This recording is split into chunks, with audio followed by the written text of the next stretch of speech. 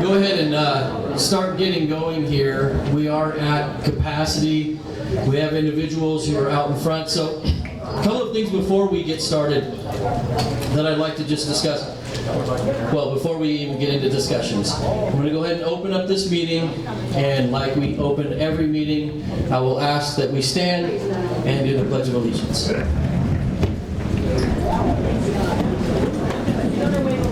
I pledge allegiance to the flag of the United States of America and to the republic for which it stands, one nation, under God, indivisible, with liberty and justice for all. God bless America.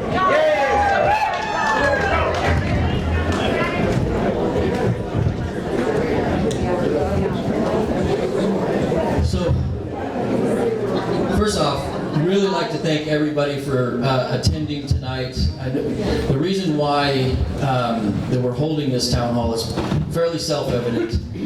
This issue has been brought to us continuously for some time now, and we wanted an opportunity to listen, and that is the goal tonight. The goal tonight, we're not going to be solving problems tonight, but what we're going to do is we're going to hear and we're going to listen to everybody's comments and potential solutions. Hopefully we have some potential solutions that are added in with the comments tonight. And then we will be reconvening this group with a few others to start discussing solutions in workshop setting. And that is our overarching goal that we're trying to achieve tonight. So how it's going to go is we're going to do introductions. After the introductions, we're going to offer an additional 5 minutes for individuals who want to fill out a comment card. You will need to fill out the comment cards if you do wish to speak publicly here tonight. Now, you don't have to. On the comment card on the back, you can write your comments out if you do not wish to speak tonight, and we will collect those as well, and we will use those as reference when we go into our workshop. So those comments will be discussed if you do not want to come up and speak in the public sector tonight. Kathleen, I might answer your question if you let me finish. Okay? So,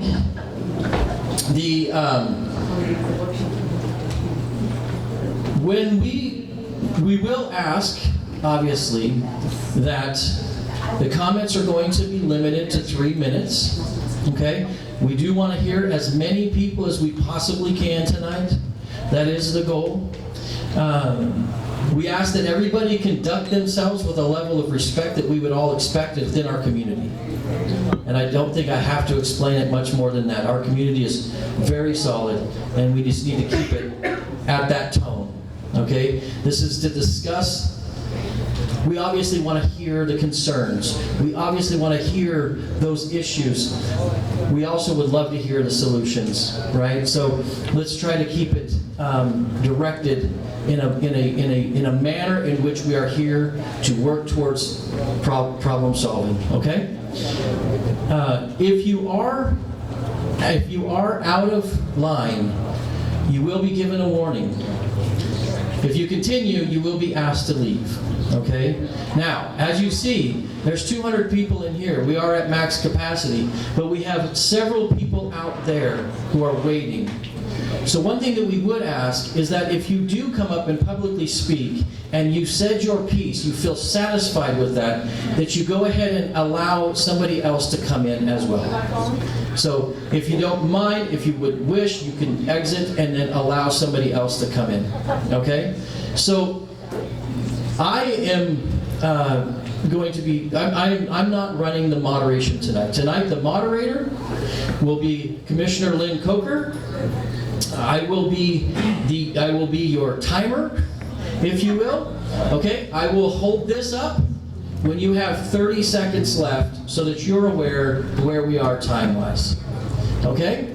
There are also, we don't have the little timer things, but don't worry, we'll just use the red card for right now. It'll be a lot easier. They'll be up there. I got them turned. Okay. All right, perfect. So there will be a little machine on the dais that will give you a green, yellow, red so that you can self-moderate your time as well. All right, so I'm going to hand it over now to our moderator for the rest of the evening, and I will come back and try to have some closing comments and allow everybody here. We'll all have some closing comments. Ms. Dix. I just want to know if they'll hold the workshops here in Ottawa. So that is TBD. I have a feeling that we are going to be, we're going to have to out of necessity because of the size that's expected and because the size of the actual workshop committee. It's going to be a committee of a lot of people who all have a stake in trying to solve this issue. So I'm going to expect it's going to be, but I don't know just yet. You bet. So, without further ado, Commissioner Lynn Coker. Thank you very much. How you doing? That ought to be better. Okay, my name's Lynn. Thank you very much for coming this evening. I want to set a little bit of context in terms of the roads, the rule to the road. Obviously, we're going to be real tight tonight. Obviously, there are people here who have different kinds of perspectives. They're all based legitimately on their lived experiences and their personal choices. And some of those people that are showing up here tonight, let's not deny the fact. They are fearful. They are very concerned about their well-being. And in fact, some of the people that are here, our neighbors, actually are coming and they are bearing hurt. I don't know if it's simply a life experience that they have to go through because of circumstances around them or from personal choices. But trust, there are people here tonight that hurt like crazy. And we want to keep that in mind when we're talking about issues. There's a way that we can be good neighbors when we're talking and working with people who carry a wound. There's other people here tonight that have a different set of life experiences. And their life has been built on different kinds of personal choices. They are eager for success. They have built a pattern of success over a long period in their lives, and they're trying to make this community to be the best that it can be. And those kinds of people are on the left and on the right, and then in the middle are most of us. We're a little bit of all of that. We've had some successes, we've had some injury, we've had some hurt, but we've also had a pattern of being good neighbors, good citizens, we pay our bills. That's the bulk of us here. So with that kind of as the mix of people that are here, the rules of the road are particularly important. We want The people in the back.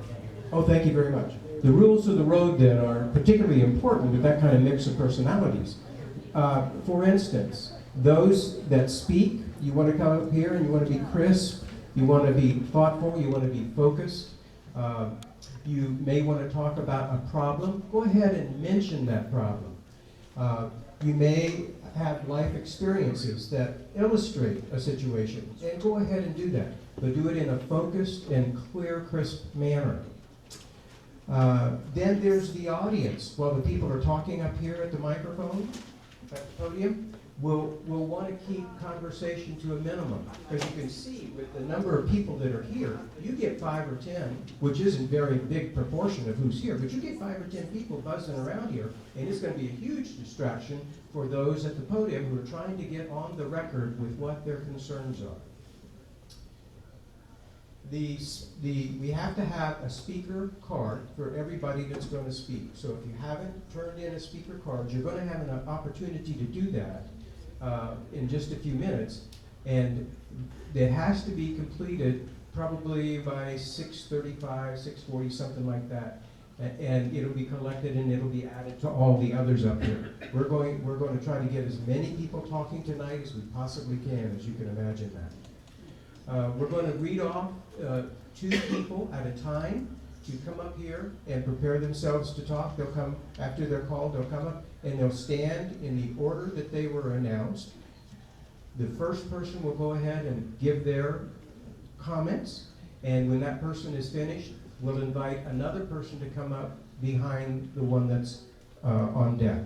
and the one that's on deck moves into the batter's box and makes their comment, and so we always have a cycle of 2 people up here, and we're hoping that we'll move pretty rhythmically in that manner. I think that probably covers a lot. We've got 3 minutes. Jay already mentioned that, so I think we're good to go in that regard. Anything else that I'm not including that you can think of? I'm sure it'll come along the way. Yeah, absolutely. But again, thanks so much. So we've got a group of people up here to. Yes. I did mention if you didn't want to publicly speak tonight, you could write your comments down on the back of the card. However, we also will have an email set up. You can email the BOC office directly if you wanted to get home, collect your thoughts, and then send a full detailed email about your comments, concerns, and potential solutions. What is the email address? They're written down on a piece of paper by the front. Yeah, you can get the email address right up here up in front. And there's also a QR code up here as well for some additional information if you wanted to scan that on your way out. Yes. So that gentleman over there. Yes. I was wondering if, because it was to my understanding, the things you wrote on the back of the topics we're going to talk about. So I was just wondering and making sure, because I would like to speak tonight, but I wrote on the back of the card as well. That's fine. Okay. Yeah, no harm, no foul in doing both. Certainly. Okay, so introductions? Yes. One more question, and then we need to get in. That's what we're going to do. Thank you so much. Yes.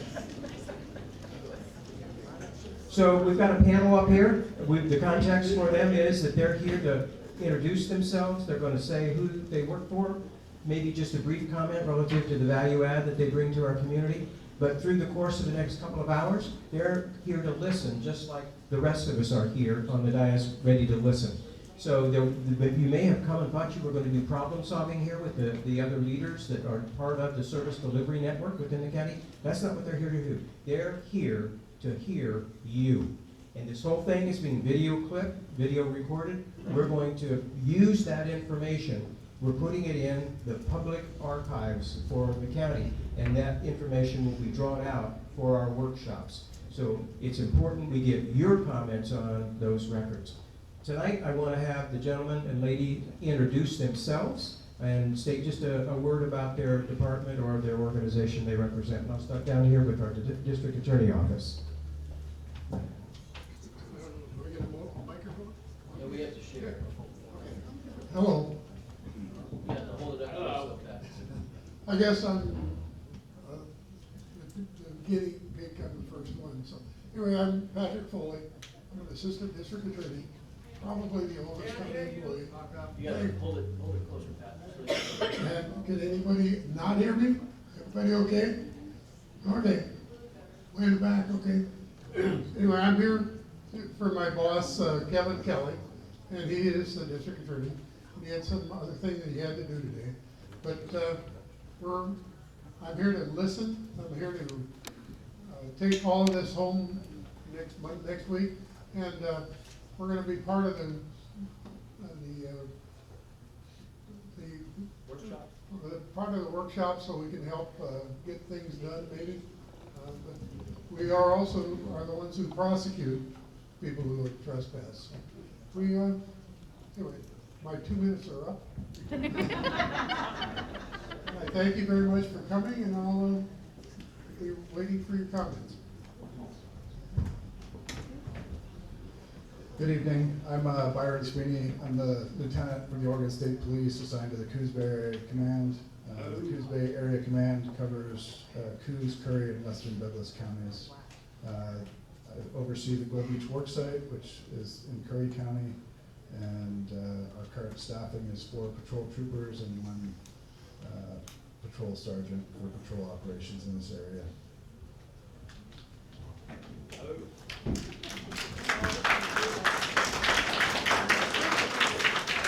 I'm Lieutenant John Ensley with the Curry County Sheriff's Office. I'm the patrol lieutenant for Curry County, and I'm very glad you all came out, and I look forward to hearing what you have to say today.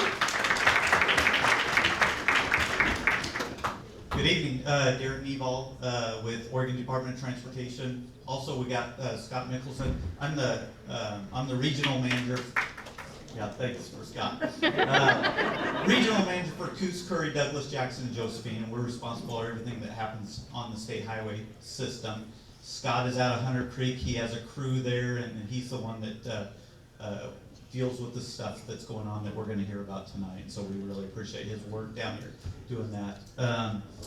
We do got a one-pager with some of our information, our process, our procedures. We might not have enough, and so we can get you more if you get with Scott or I. We can email that to you.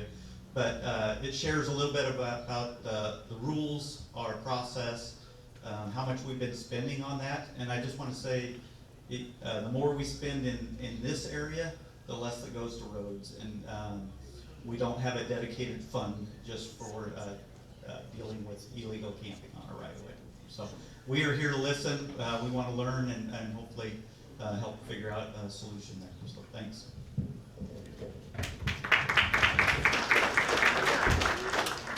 Good evening. My name is Erin Porter. I'm with All Care Health, which is one of the coordinated care organizations that covers Curry County. So we manage the health benefit for individuals on Medicaid, and we also make community investments to help with issues such as what we're talking about tonight. So really appreciate everybody coming out and sharing this information. I have been working in mental health in Curry County for 15 years now. And so I know that certainly mental health and addiction plays a piece in this as well. Good evening, everybody. My name is Sam Baugh. I am the Community Engagement Manager for Advanced Health, the other CCO that covers Curry County. I don't have really much else to add that Erin didn't already say.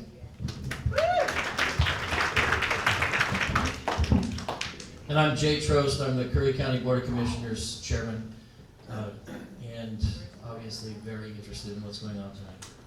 Thank you, all our community leaders, for being here. So it's now 25 minutes after the hour. We're going to pause for 5-7 minutes while those who have not filled out their speaker forms, you have an opportunity to do that, and then they need to be brought up here to, is it going to Natasha? So go ahead and get those done. Just kind of sit there, wait till everybody has their stuff gathered. That'd be terrific.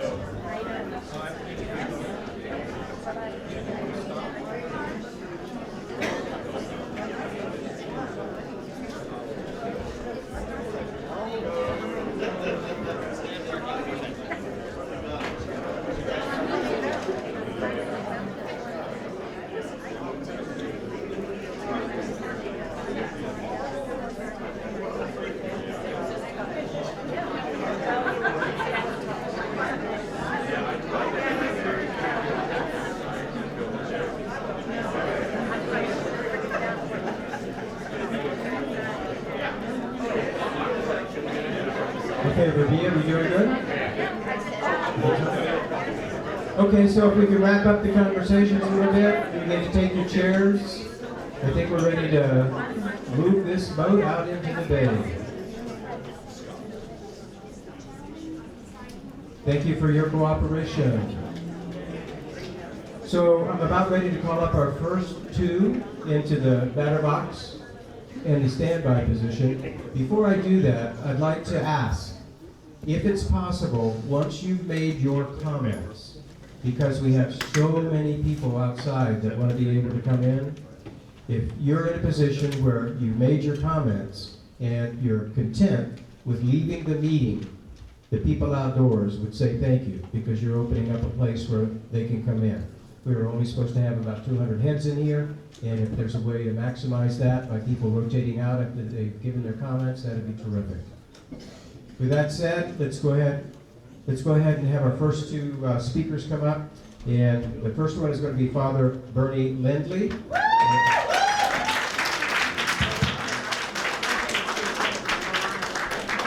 Thank you for that. And our second person on deck is going to be Thina Lyons. Excuse me, Thina Lyons. Thank you. All right, thank you, Lynn. So I am Father Bernie Lindley. The church that I pastor is called St. Timothy's Episcopal Church.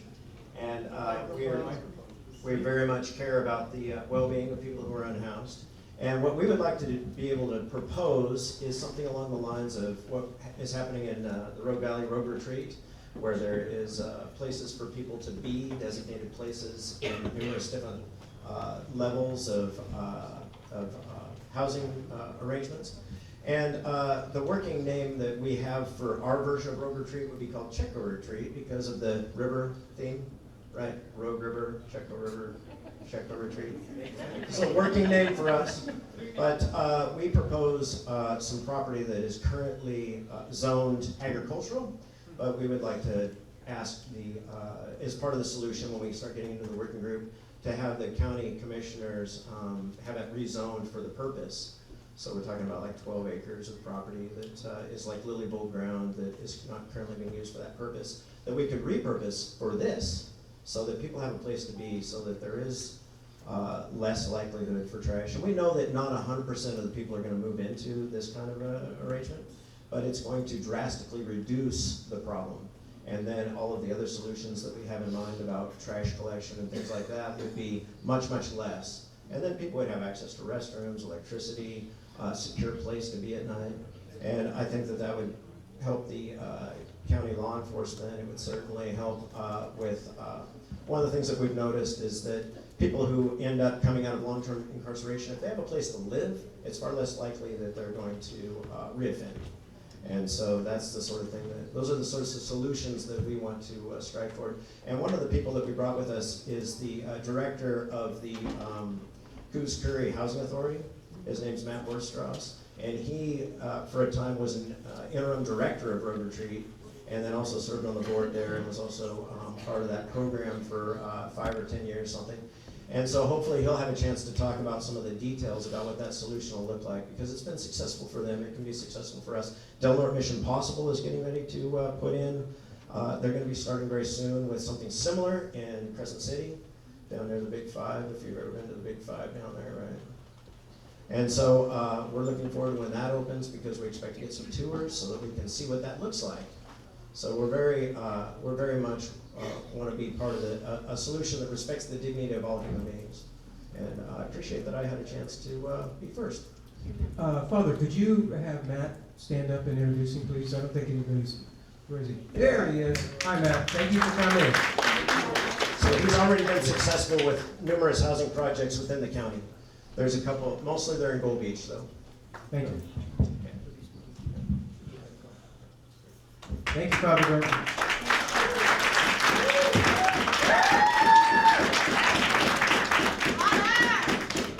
Tina, if you could remember to read your name, tell us your name. Thanks. Yes, Thina Lyons.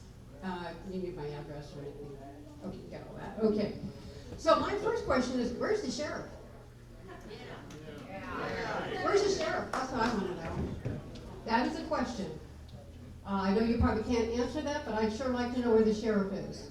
Because this is the county here, and we have a lot of the trash, and there seems to be, unless we call the health department calls ODOT comes and picks up the trash.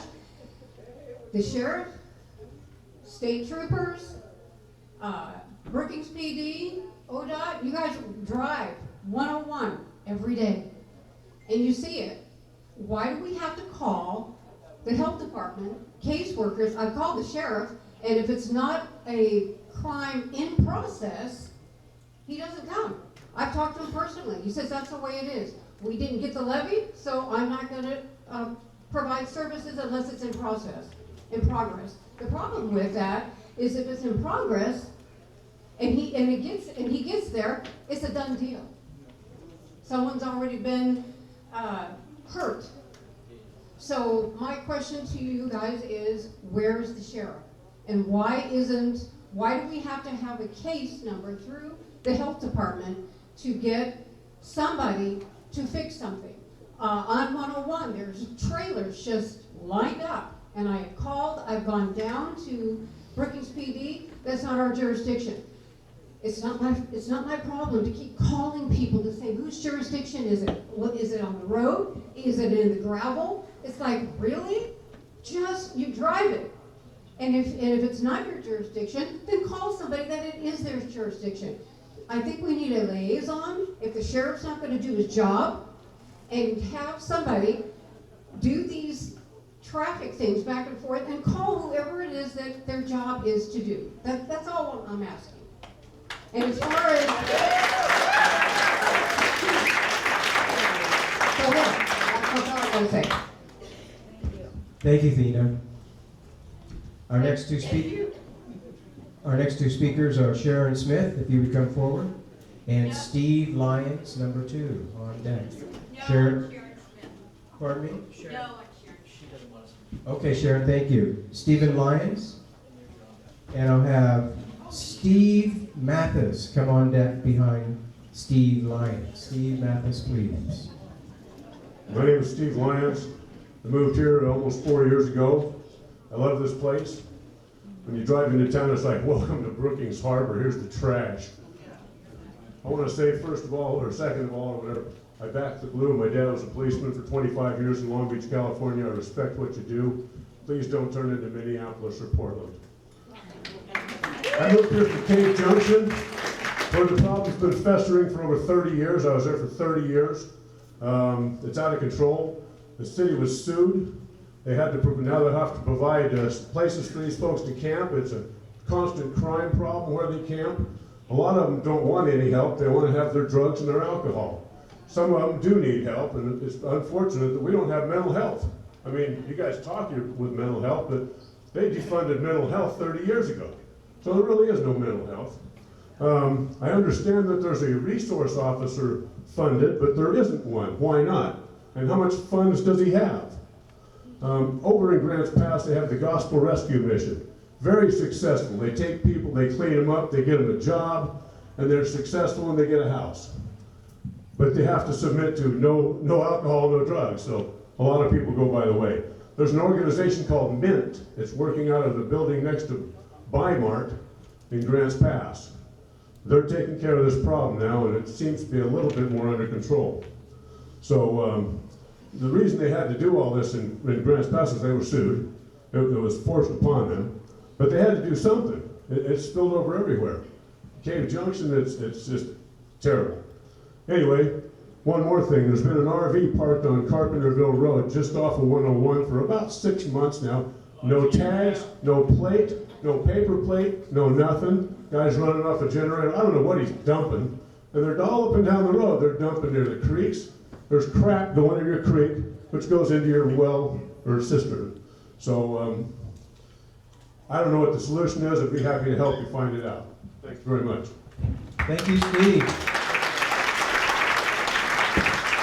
I'm going to ask Paul Frankoff to come on deck, please. Paul Frankoff. All right, Paul passes. Let me get another on deck here. It looks like it's Joseph Cole Peterson or Pedersen. I'm not sure how you pronounce it. Jasper? Is it Jasper? Yes, it could be Jasper Cole. Yes, please come on up. You're on deck. And Steve, go ahead. Yeah, thank you for allowing me to speak here tonight. It's going to be short and brief. There's a multifaceted problem with how it is, and it's an important problem because look out there, you can see so many people. Okay, something needs to be done. There's not going to be one single silver bullet that is a solution for all of this. What is that? You can't have I can't be there. one person to handle it all. However, what we can do, I'm looking for solutions. I'm not here to bitch and moan and complain.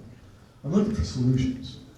And I don't understand why the county does not have or have funded a community service representative, a CRO, to solve these problems. A single belly button to push that we can say, hey, what's going on here? The lady before me a couple of times didn't know who to call. We need at least to have that in our toolbox. Again, thank you for the opportunity to speak. Thank you very much, Steve.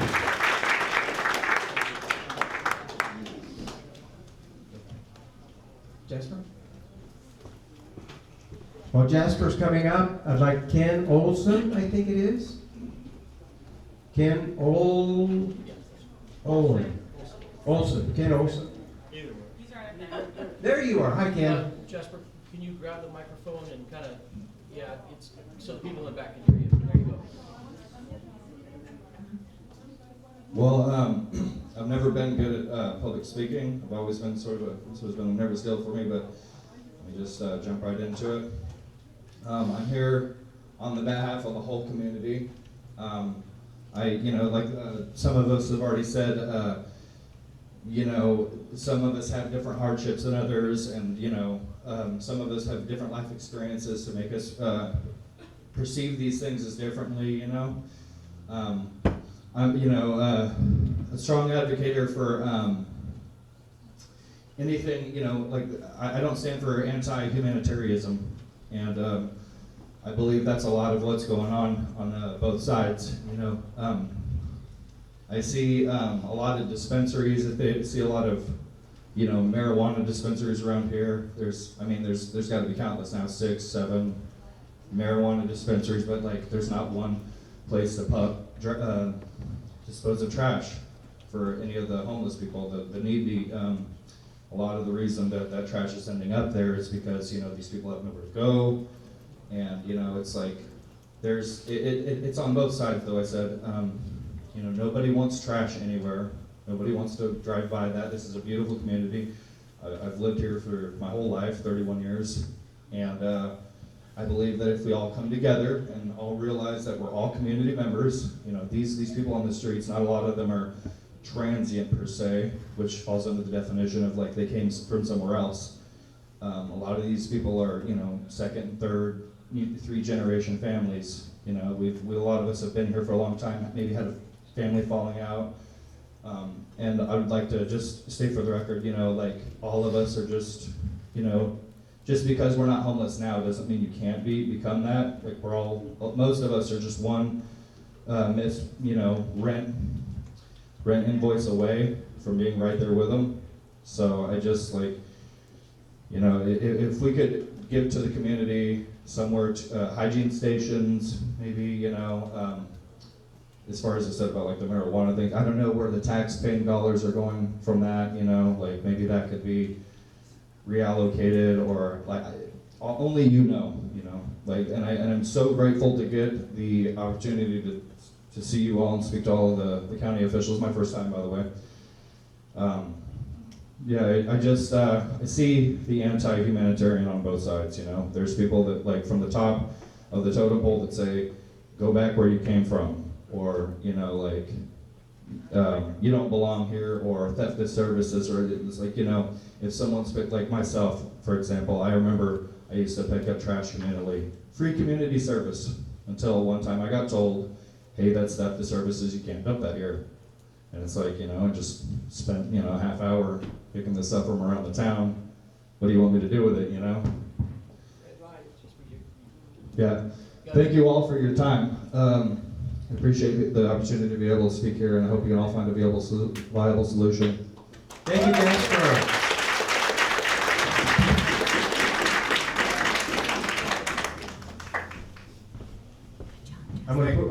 here. James Paul. James Paul, want to come forward? Thank you. Okay. So I'm a Harbor resident, been a Harbor resident since 1995. And I've watched Harbor deteriorate dramatically in the last 7 years and aggressively so in the last 3 years. I'm trying to wrap my head around what's going on because obviously now it's a business, right? We have employees across the street, it's a business, and there's some questions about that. But I have questions for everybody, you don't need to answer them. But like, Pat, you will prosecute cases that come to you, like you said, correct? How many come across your desk that you get to prosecute on? Many? Okay, good. Law enforcement. What is the percentage of calls related to the Harbor bench that come across you guys that are related to the homeless population? What number is that compared to the total calls you get? You don't have to answer that. These are questions I think people have. If I could just interject here, I really appreciate the questions that you're asking, and you're not asking for answers. That's very legitimate. These are all being recorded and will be responded to, so press forward. Thank you. For the commissioners and the sheriff's department, what's the progress on this, the community resource officer? I mean, you hear one side say we have the funding, we have qualified people, but nothing happens. And again, code enforcement, law enforcement, and help, like police officers help. I don't understand when you have 200 people here to address this issue, why that isn't being taken care of. And why do we not see this across the bridge? What is the difference in management styles between the municipalities? How is it different? And I don't understand. The county runs Harbor. And again, I've told you guys at the meeting before, Harbor should be your crown jewel. It should be the thing that you guys point to and say, this is what we can do. And why? I don't get that. And ODOT, it is illegal to camp on right-of-ways, right? Why aren't we enforcing that? I mean, to me, it's a safety issue. We just saw a longtime Brookings resident get killed right out here. And how long is it going to be before somebody is inebriated or has a medical issue and plows through some unfortunate people camping on the right-of-way? I don't understand why we don't address that. It makes no sense. And the last big cleanup you guys had at ODOT, what was the cost of that? How much did that cost when we saw all of that going on? I'd really like to know that. And there you go. I knew I was going to get that. And okay, thank you. And are homeless people being brought to town? Is this a growth model? I mean, do we have, like, Bernie wants to put a camp out there, great. Is there a limit? I mean, or are we just gonna make this a growing thing to where we keep accommodating more and more and more? And I don't think that's fair to the residents of this town. Thank you. Thank you very much.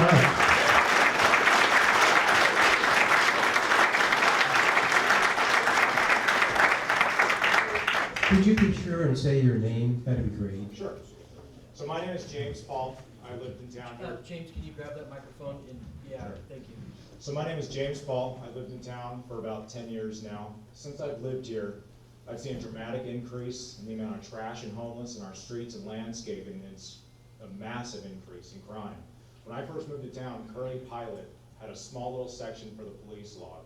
Now that thing can take up a half a page for all the crime that's happening in our town. So, solutions.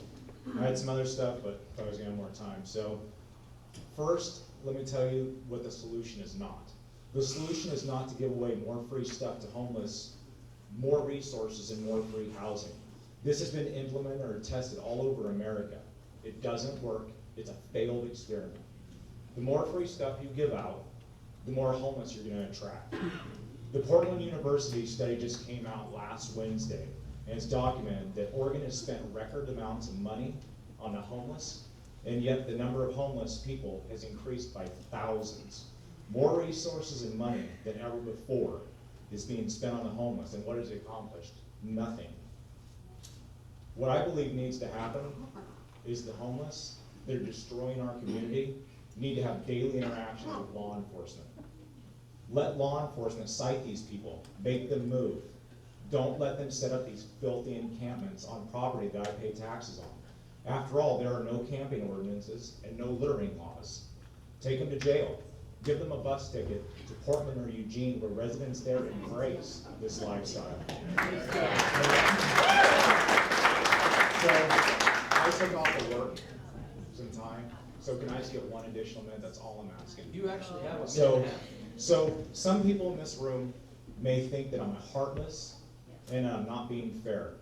Well, I'm sorry, but maybe I am heartless. All right, I moved from a big city to come here, and I'm seeing those same big city politics happening here, and it's not going to be good. So, not being fair. Let me tell you about what isn't fair. It's not fair I have to go to work and spend 40 hours plus a week at a job that I absolutely hate. It isn't fair that I pay 10% of my income to the state of Oregon, and in return, I get to watch the property that I pay taxes on get destroyed with trash. It isn't fair that after working those 16-hour days, I get the pleasure to drive home by the property that I pay taxes on and watch grown men urinate and defecate on these streets.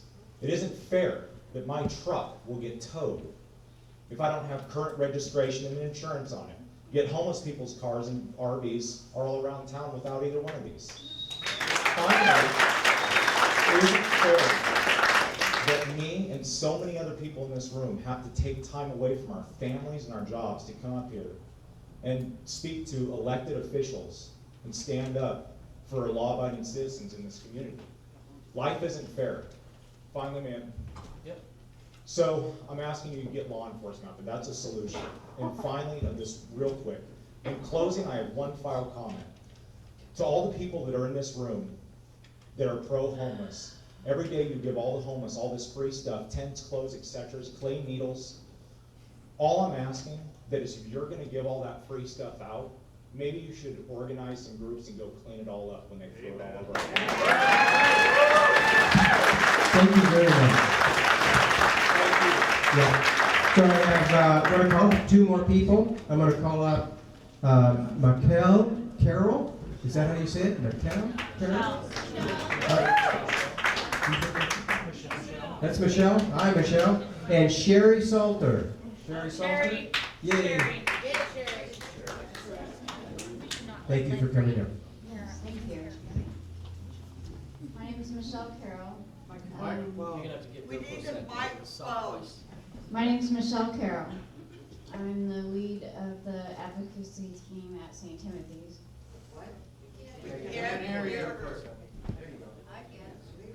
How's that? Yes. There we go. I'm the lead of the advocacy team at St. Timothy's. I understand there's a lot of angry people, okay? We are here with a solution, as Father Bernie said. So the gentleman said, why don't you take people and go clean up the garbage? We do that on a regular basis. You don't see us do it, I understand that. But we take people with the police department. You can ask the police department. We go with them, take trucks, and we go clean up encampments. So let's just take a breath. Let's take a breath. Yeah. We have an opinion up here from somebody that has a life experience that she's attempting to share. Yes. Everybody else is going to have room to share their life experience if they want to come up and do that. Let's be good neighbors. Let's listen. Okay? Thank you very much. Thank you.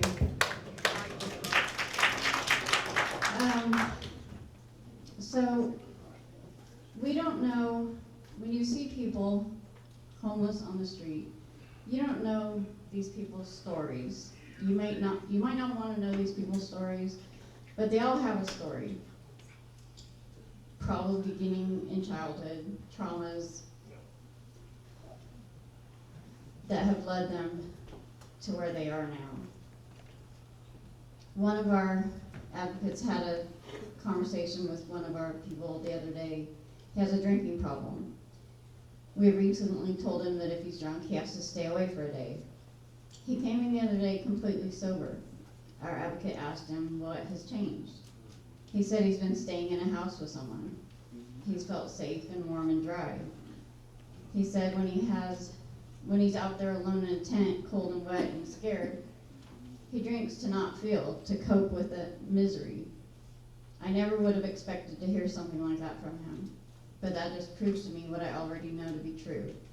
People out there on the streets aren't homeless because they drink or do drugs. Most do drink or do drugs because they are homeless. That is what the Housing First model is all about. Someone doesn't need to be completely clean or sober and employed to get a place to sleep. If you get a person a place to sleep where they feel safe and warm and dry, then they can get out of crisis mode and start thinking about other things. Things like getting treatment, mental health care, getting a job, reconnecting with family, giving back to the community, feeling like a person of worth again. I've seen it work over and over again. Michelle, you're gonna have to wrap it up. Okay. So we are bringing a solution. Father Bernie talked about it a little bit. The piece of property that we're talking about, we want to put Christmas trees on it. It's agricultural. Put a large structure like a pole barn where inside there will be room for pallet shelters for people to sleep. There'll be another structure on the property to have kitchen, laundry, shower, office, community room. Throughout the year, the people that stay there will care for the trees, learn a work ethic. Michelle, we're going to have to ask you to wrap up. Okay. There are people behind you by the I dozens. understand. Thank you. Matt will talk more about that. Thank you so much.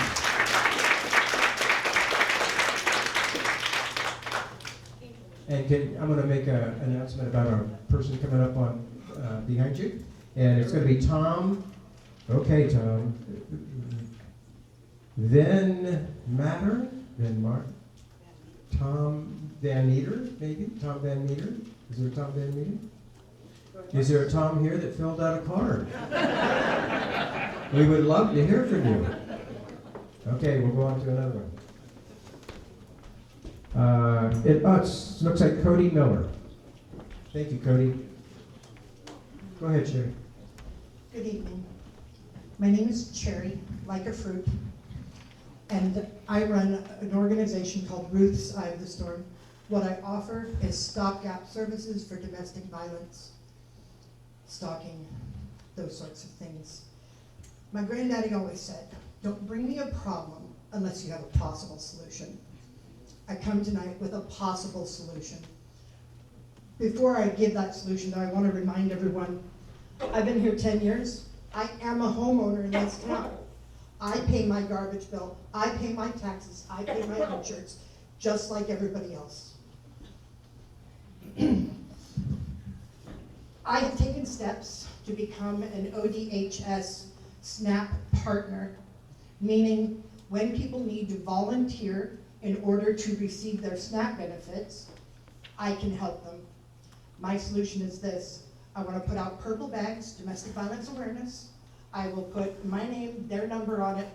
For every bag I pick up, they'll receive an hour, 2 hours, whatever it works out to be, of volunteer service hours.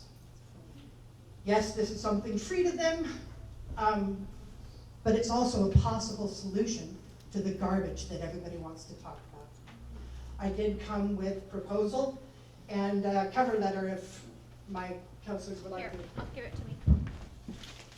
One of them I wrote on the backpack. I'm sorry. Yes, thank you very much for bringing the problem and the solution. We appreciate your comment. And can't we all just be nice to each other?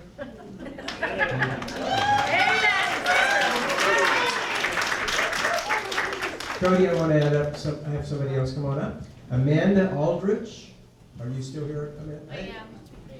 Amanda? There she is. Go ahead, Cody. All right. Thank you guys, seriously, for doing this. For those of you who don't know me, Cody Miller, my parents own the business across the street. I've been running it for the last 15 years.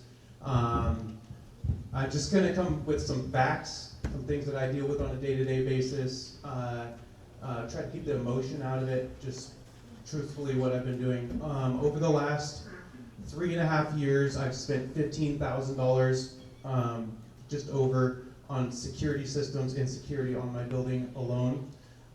In the last 2 months, I've had 19 nights where I've got a phone call between midnight and 5 a.m. From vandalism or some other event happening on my property. I have spent lots and lots and lots of time and money keeping my employees safe and also getting my employees on my property 30 minutes early every day just to clean up messes that happen overnight.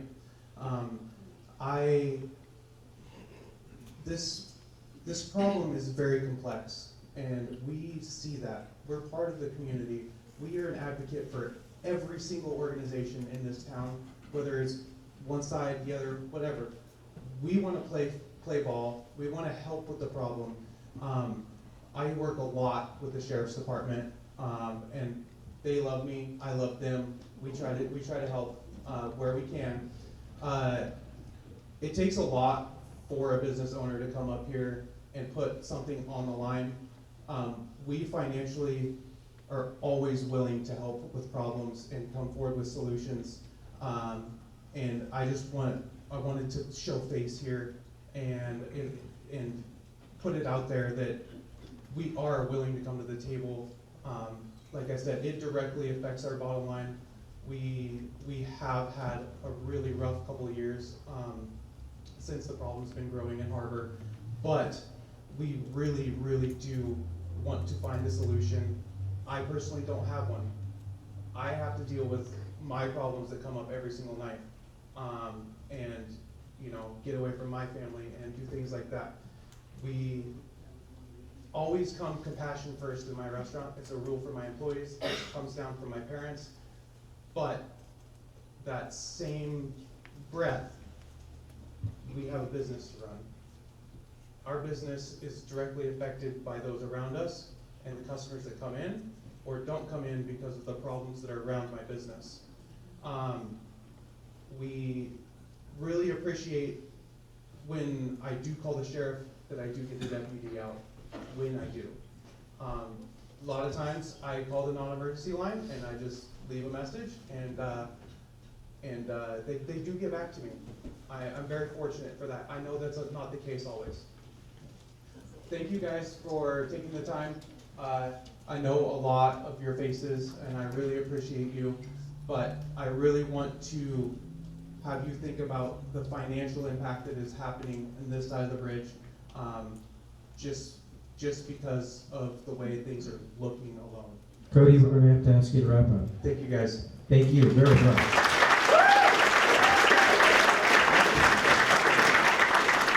As our next speaker comes up, I'm going to ask that Sherry Estrella come on up, please. Sherry? What's your business? Is that you? All right, very good. Thank you. Go ahead, Amanda. Yeah. Hi, my name is Amanda Aldrich. I kind of got attacked into talking because I didn't know what I was doing. I have lived in Harbor since about 2020, and as a couple other people have said, the problem has gotten exponentially worse in the last 3 to 5 years. I live just across the highway of East Hoffelt. Thank goodness Cascadia Pickleball took over that building and have cleaned it up. That was a problem for our street for years. They, one of the homeless burned down the old Juanita's restaurant that was on the corner. We had someone start a fire in the brush in the back when the property was vacant. Thankfully, a neighbor saw them and called it in, and Harbor Fire responded very quickly and got it out. It was summertime, it was windy, a Checo day. So I don't have a solution. I do know that what is going on now is not it. We need law enforcement, someone who will show up when we call. Speaking personally, I feel abandoned by our sheriff's office. Not the individual. I've known Officer and Lieutenant Inslee for as long as I've lived in Brookings. And I know they're doing the best they can, but I feel abandoned by our sheriff. And the camps by the bus stops where the kids catch the bus in the morning, unacceptable. I don't know what the solution is. I think that they need somewhere to go. I don't know that a lily field in Harbor when we have no law enforcement is the answer. Thank you very much, Amanda. So we've got Sherry. Go ahead, Sherry. And while she's coming up, I'm going to have Matt Vorderstrass come on up. You're on deck, Matt. My name is Sherry Estelle, used to be Kennedy. I was a resident here in Harbor. Louder. I used to live here in Harbor until my house burned down on Petroleum Drive. Then I moved to Gold Beach, where I also owned a home until a few years ago when I became disabled. I fell, broke my back. So I was out working with the homeless when COVID started. I've been working with the homeless for 34 years. I watched the generations, these generations out here making the mess. I knew when they were babies. I knew their parents. Most of them were dead. They weren't taught nothing, believe it or not, okay? And so I continued working with them. And in doing so, I lost my everything. Just recently, I lost my motorhome off the river bar with a trailer pulling. I drive that eyesore outside, which has been a social experiment with people like nobody's business. I haven't been able to find the storage unit until yesterday. So I know these people that are out here making this mess. I'm totally against it. I think they need to hire somebody, give them a reason, not somebody out in an agency, somebody in the community that they will look up to and respect. I would have no problem with it if I wasn't disabled right now and can barely stand. I do know some older people in the homeless community that'd be willing to take charge, that would get the respect from this younger group. It's just a small group of people. They're young, all right? They're making this mess, which is making it bad on the rest of us, okay? And now, another issue that I have is being called a transient. I've been a homeowner for 35 years in Curry County. I'm not passing through. I probably should have just kept on going, you know, when things didn't go good in Gold Beach for me. Hi, Sherry. We're going to have to Okay, wrap it up. but please. I'm here to let you know, when we've only got 3 sheriffs, most of the problems are in the sheriff out in the county, it's difficult. And I've lost my everything because of that.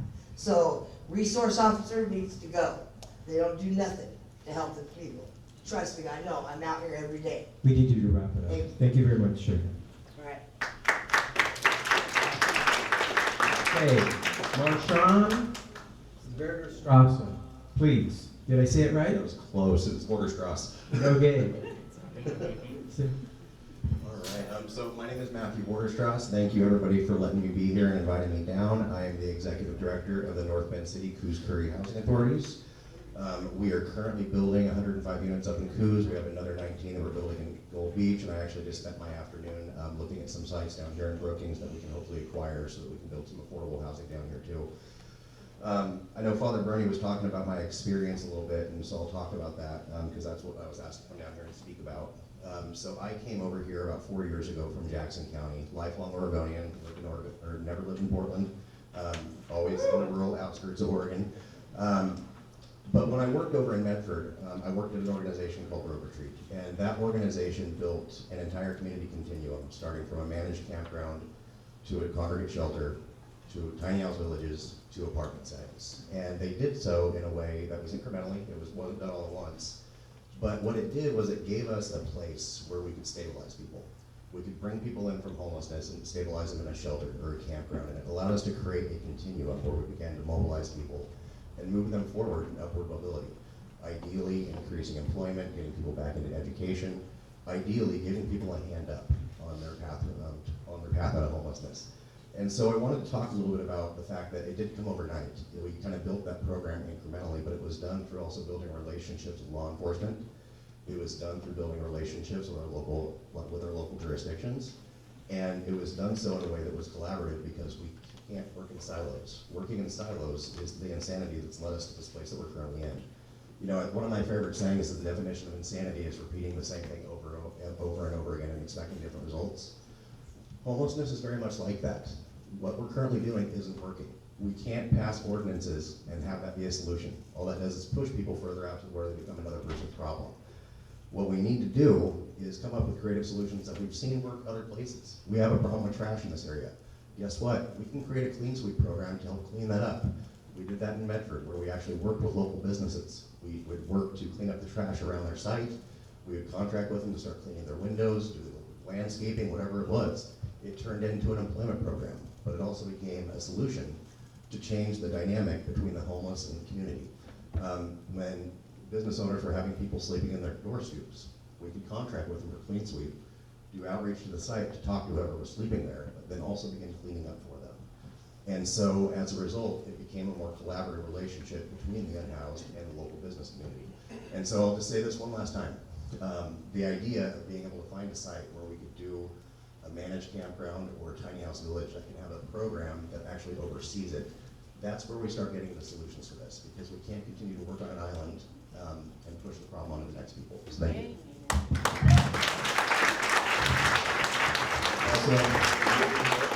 These are my business cards up here. If anybody wants to talk solutions with me. Matt, can you leave this and Here, I'll take them. Right here. Right here. Yeah, thank you very much, Matt. Matt, clear your calendar, February 4th. All right. Okay? You will be a part of the workshop. All right, thank you guys. Thank you, Matt. I'm going to call up the person that's going to be on deck, if you don't mind. And it looks like it might be Stephen Songer. Does that make sense? Stephen Songer? Very good, Stephen. Thank you. Go ahead. So hi, my name is Marsha Borderstrass. I am actually Matt. Real close to your microphone, please. I am Matt Borderstrass's wife, but I am also the director of a homeless outreach program in Coos Bay, Oregon, that is run by the Salvation Army. So I am the director of a homeless outreach program that's run by the Salvation Army. And I just want to tell you guys that when I am out there and I am in the streets and I am under bridges and I am in these encampments, I'm not giving away free things, I'm trading. I'm trading your dirty clothes for clean clothes, your nasty socks for clean socks, your old hygiene supplies for clean ones so that you can be clean. Without being able to be clean, without clean socks, without somewhere to sleep, how do we expect them to get stable? How do we expect them to become mentally well? How do we expect them to find a job? How do we work together as a community? Because only community builds community. We can't do it on our own as an entity. I would invite you all to let go of any biases you may have. It is not, we cannot make homelessness a crime if we don't have a solution to it. If we don't have somewhere for them to go, we cannot find them legally because they have nowhere to go. It is a crime if you steal something because we don't, you can buy it. But if you have nowhere to sleep at night and you're on the side of the road, we cannot, I just don't understand how we can ticket people and fine people when we have no bed to put them in.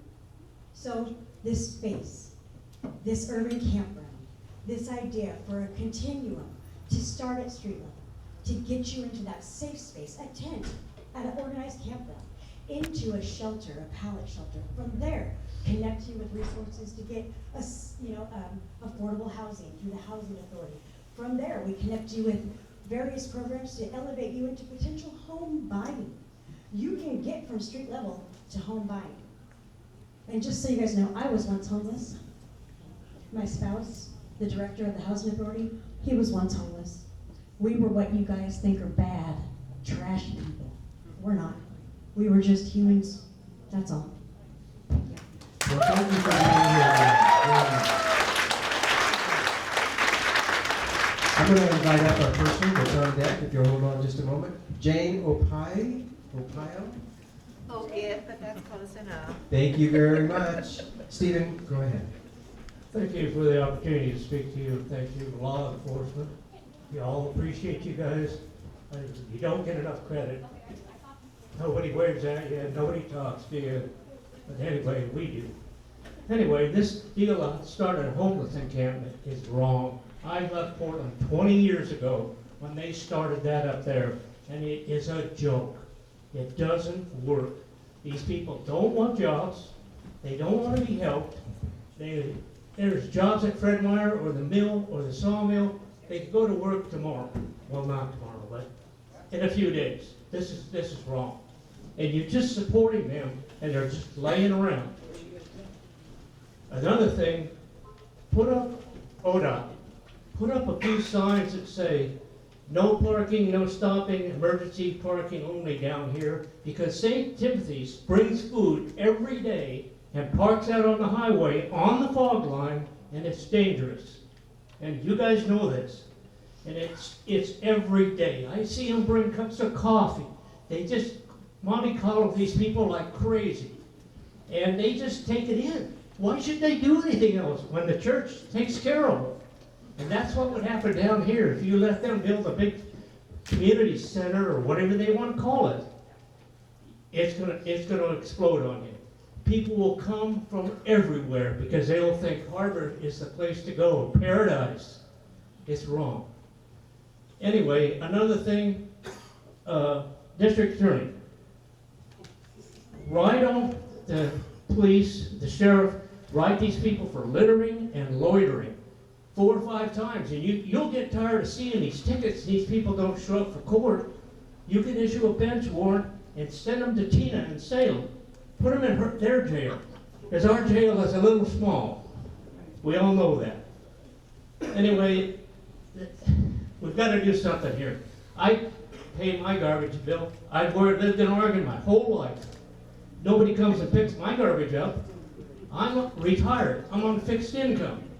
Come on, guys. Get them out of here. They'll go. If they don't have food and you're harassed all the time, they will leave. Thank you. Thank you, Stephen. While you're coming up, Jane, I'm going to have our on-deck person come forward. That's Ken Wold. Ken, are you still here? Hi, Ken. Go ahead. Thank you. Good evening, everyone. So glad to see everyone. We love our community, so I'm glad about that. I have, well, it's not actually my idea. It's a working model in Gold Beach called One Bag at a Time, and it's a volunteer group that goes out and picks up the garbage. The big problem, I have no idea how to resolve that solution, but I think if we just start off with a baby step, which is just picking up the garbage, I think a lot of people will calm down maybe a little bit, and then maybe more working solutions would happen. So if anybody's interested, we're trying to get that model going in Brookings, so hopefully that will happen. One bag at a time? One bag at a time. It's on, you have a Facebook. He's right there. So hopefully he'll speak and talk about his program, but yeah. Thank you very much. I'm very familiar with your program and appreciate you. I'm going to call up our on-deck person, Kathleen Dixon. Kathleen Dixon, you can come on up and be on standby. Ken. Thank you very much for the opportunity. A lot of people, I know a lot of people in this room. I work for Curry County, or Curry Transfer and Recycling. I'm going to tell everybody in this place, it is not safe to go and pick up the garbage on the side of the road. The garbage on the side of the road contains needles, feces, urine, etc. There are many, many diseases that you will be exposed to. Leave the garbage to the professionals, to the people that are assigned to do it. They will have the proper protective equipment to go out and pick up that stuff. It is not safe. We have a terrible problem at our company, We are broken into on a nightly basis at every single one of our transfer stations. Officer Ensley has been great helping us out and many times, and that includes our stations here in Brookings, Gold Beach, and in Port Orford. There are many over Wild River Pizza. Their dumpsters are vandalized. Many of the people throughout the community, the businesses in the community, their dumpsters are vandalized, raided. Costs are more than anyone in this room can imagine to deal with this on a daily basis. The problem here, as I see it, is that we need, there was a comment earlier, what's the difference between over the bridge and this side of the bridge? The difference is that there is law enforcement on that side of the bridge.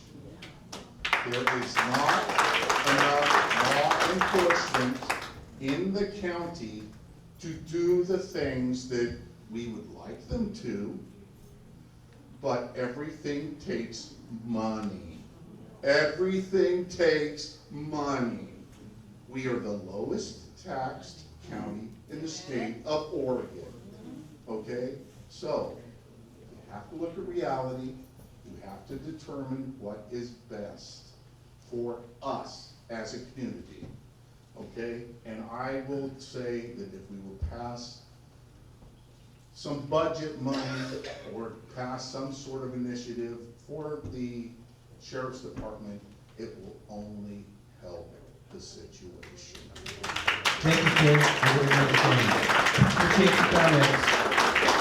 I'm going to ask our on-deck person to come on up while Kathleen's getting ready there. Mark McCourt. Are you still here, Mark? Walked out? Okay. Let's go after, I can read the last name. It's Laura Nelson. Laura Nelson. Are you here, Laura, still? Oh, very good. You're on deck, Laura. Kathleen, go ahead. So Kathleen Dixon, I live in unincorporated Curry County, north of town.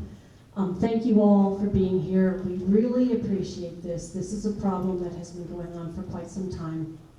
There are some good solutions that have been presented here. I realize not everybody is a fan of a Housing First project. I personally am, and would love to see something like what the Coos Curry representative is talking about happen here. There's a couple of things. I first moved here in 2002, and back then my husband and I were considered homeless. We lived in a $75 trailer on Social Security, not on Social Security, but Second Bridge. And we found mushroom pickers. We moved up to the mushroom camps. We started to earn a living. Fast forward 23 years later, I'm now a homeowner with a business. Most of you know me. Most of you out here probably know me. I'm on the library board. I'm on a board in Crescent City that has to do with the Performing Arts Center. I am a member of this community, and I care deeply about this community. I want to share just a couple of things that my library board colleague, Cora Rose, sent to a few of us. She couldn't be here tonight. She works with the homeless regularly, and she wanted to mention a few things. Yes, every day, those of us who live in housing create trash and recycling. Wrappers, packaging, worn out shoes, broken items, we throw these away. It's not that you and I are cleaner than the person who lives outside. It's that we have weekly pickup services so it doesn't pile up.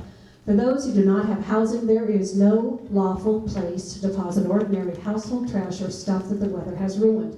I will attest to that. When I was living on Second Bridge, before we moved up to the mushroom camp, we had some trash. We had no idea where to take it, so we took it to Loeb, and we put it with their trash cans.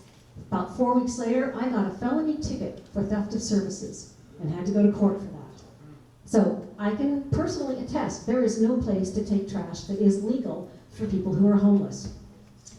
The idea that Jane shared, that Trey Littlejohn here in the audience has been doing in Gold Beach, one bag at a time, Jane's right. There are people in this community who are willing and ready to step up and at least deal with that small piece of this problem. And it is a very small piece of the problem. It's not just the trash that's a problem. These people, I hate to use that phrase, these people, The people who are currently without homes need us to be a community and try to do a better job of helping them to get up and out of homelessness. Many of us who have been homeless are no longer homeless.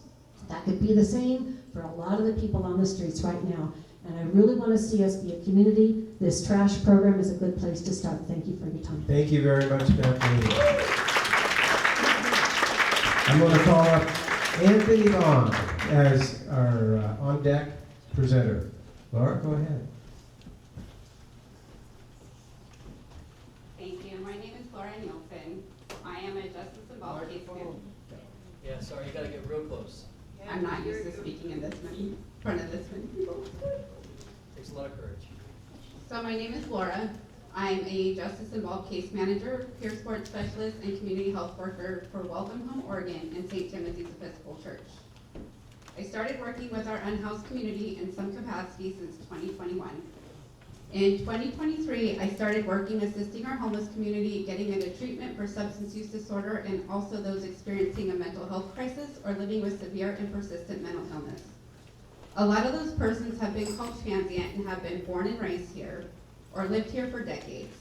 Without proper housing supports or housing options, it's extremely difficult to be successful. I now do case management and peer support for true transitional homes for a program called Welcome Home Oregon that came into Curry County January of 2025. We are contracted with Parole and Probation. We are a sober living program for persons transitioning out of prison. With adequate support, case management, peer support, and most importantly housing, we have watched a lot of our people who were once homeless thrive and flourish and be successful on their parole. Some of our people previously have not been successful on parole or probation, and we have been able to witness them get off parole and live healthier, productive lives and reduce recidivism. When I have talked to our people about what has made the biggest impact on their successes, housing has been at the top of the list. The chance to be able to be stable and not in survival mode, as well as fulfilling all conditions of their parole. The other part is having case management and peer support, where they have others to walk beside them and teach life skills that were lost from living in the streets. We also are zero tolerance for drugs and alcohol, do regular testing, they're required to do their treatment or stay on medication, as well as pay rent and get income. We're always doing forward-moving things. Curry County needs better resources, including housing or a shelter that has case management and peer support to assist our most vulnerable to get them off the streets as well as reduce crime. Thank you. Thank you, Laura.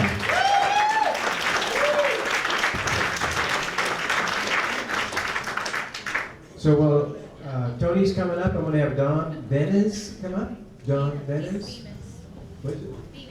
Venus. Venus. Okay. Don Venus. There's a John Davis. I'm sorry, guys. I saw him earlier too. Can y'all hear me? All right, I guess even with my voice, I gotta use this one. All right, I'll make this short and to the point. Your boss has never shown up, and that's the problem. Brookings PD's already shown that that works. And thanks to the new city council, that's happened at least since the recall, which they just had a new mayor. That was the solution for Brookings. To prove that, my house, many people here are well aware that I live behind Dollar General, and I had anywhere from 1 to 3 incidents a month, and I haven't even had one incident last year. This is January. The point being is that there is a solution. The other thing that I noticed is that there's nobody here from the Forest Service representative, and that's a great disappointment to me, because a lot of these guys got pushed out of Brookings, and now they're trashing our forest. And we ride out there, we do a lot of activities out there, it's getting destroyed. And the district attorney, if you start finding these people, and you start taking care of these people in that manner, they will leave, because they don't like being messed with. And that is a fact, and in fact, Brookings has proven. And that will solve a lot of the problems with the rest of the community. I don't necessarily oppose what a certain non-governmental organization is going to try and do. At least they're trying, and I understand that. But their reasoning is suspect, obviously. It's a non-governmental organization and they're benefiting from this, from their attempt. For us, we're just tired of it. And as far as ODOT goes, I have at least 5 different people who own excavation and companies, dirt work, that kind of thing. Never been approached to assist with this cleanup. And trust me, some of us would love to volunteer for it. For crying out loud, it's a tax write-off for us. Okay? And we've never been contacted at all. So it's something you might want to look into. Okay? Tony, thank you for your contribution. While we're bringing up John, I'm going to ask that, it looks like Joni Lindemeyer. Is that correct? Hi, Joni. Thank you. Go ahead, Tom. Hi, my name's Don Dennis. I've been a resident of Brookings Harbor for 32 years. And I love this community, and I would like to repeat some of what the last gentleman said, which is there are a lot of us who would like to volunteer. Louder. A lot of us would like to volunteer and help out to solve this problem. If you all could put together a list of resources that we could contribute to, we'd like to make a difference. Thank you very much, Don. That was great. I'm going to ask Olivia Davis to come and stand in on deck while Joanne talks to us. Joni. Joni, thank you. Hello. You can pull that thing right out of there. Yay. Awesome. I like that. Thank you for letting me speak. Thank you for letting many people speak here tonight, because I think it's about communication is what we're talking about. Years ago, 35 years ago, I moved into this area, and as a out lesbian woman, I was told, go to an island, leave. That's what we're sort of doing to these people. I guess my question is really not a question about them or they. I think it's a question for all of us. I think it's a question for us. I think we need to look deep within ourselves and find out, do we have a stone heart or do we have a compassion heart? I've heard both sides of that, and I don't like using the word sides, but I've heard both of that tonight. I love the approach that you're having a workshop. We are having a workshop. We will come to conclusions and decisions about this. I'm a very spiritual person, not just a non-spiritual person. I believe we are human beings before we are human doings. And by being human, let's treat everybody that way. One of my favorite stories in Scripture is Jesus healing the leper. Who remembers that story? Yep. Jesus heals the leper. But the most incredible part to me about that story, Jesus says to that leper, now that you're cured, go tell that high priest, go tell that community, you want to be back into that community. And it's up to the community to say, yay or nay. I think that we have miracles right here in our town with all of you. We can solve this problem, and we can have everybody within our community. That's what it's about. Do you know that Father Bernie only makes $1,800 a month?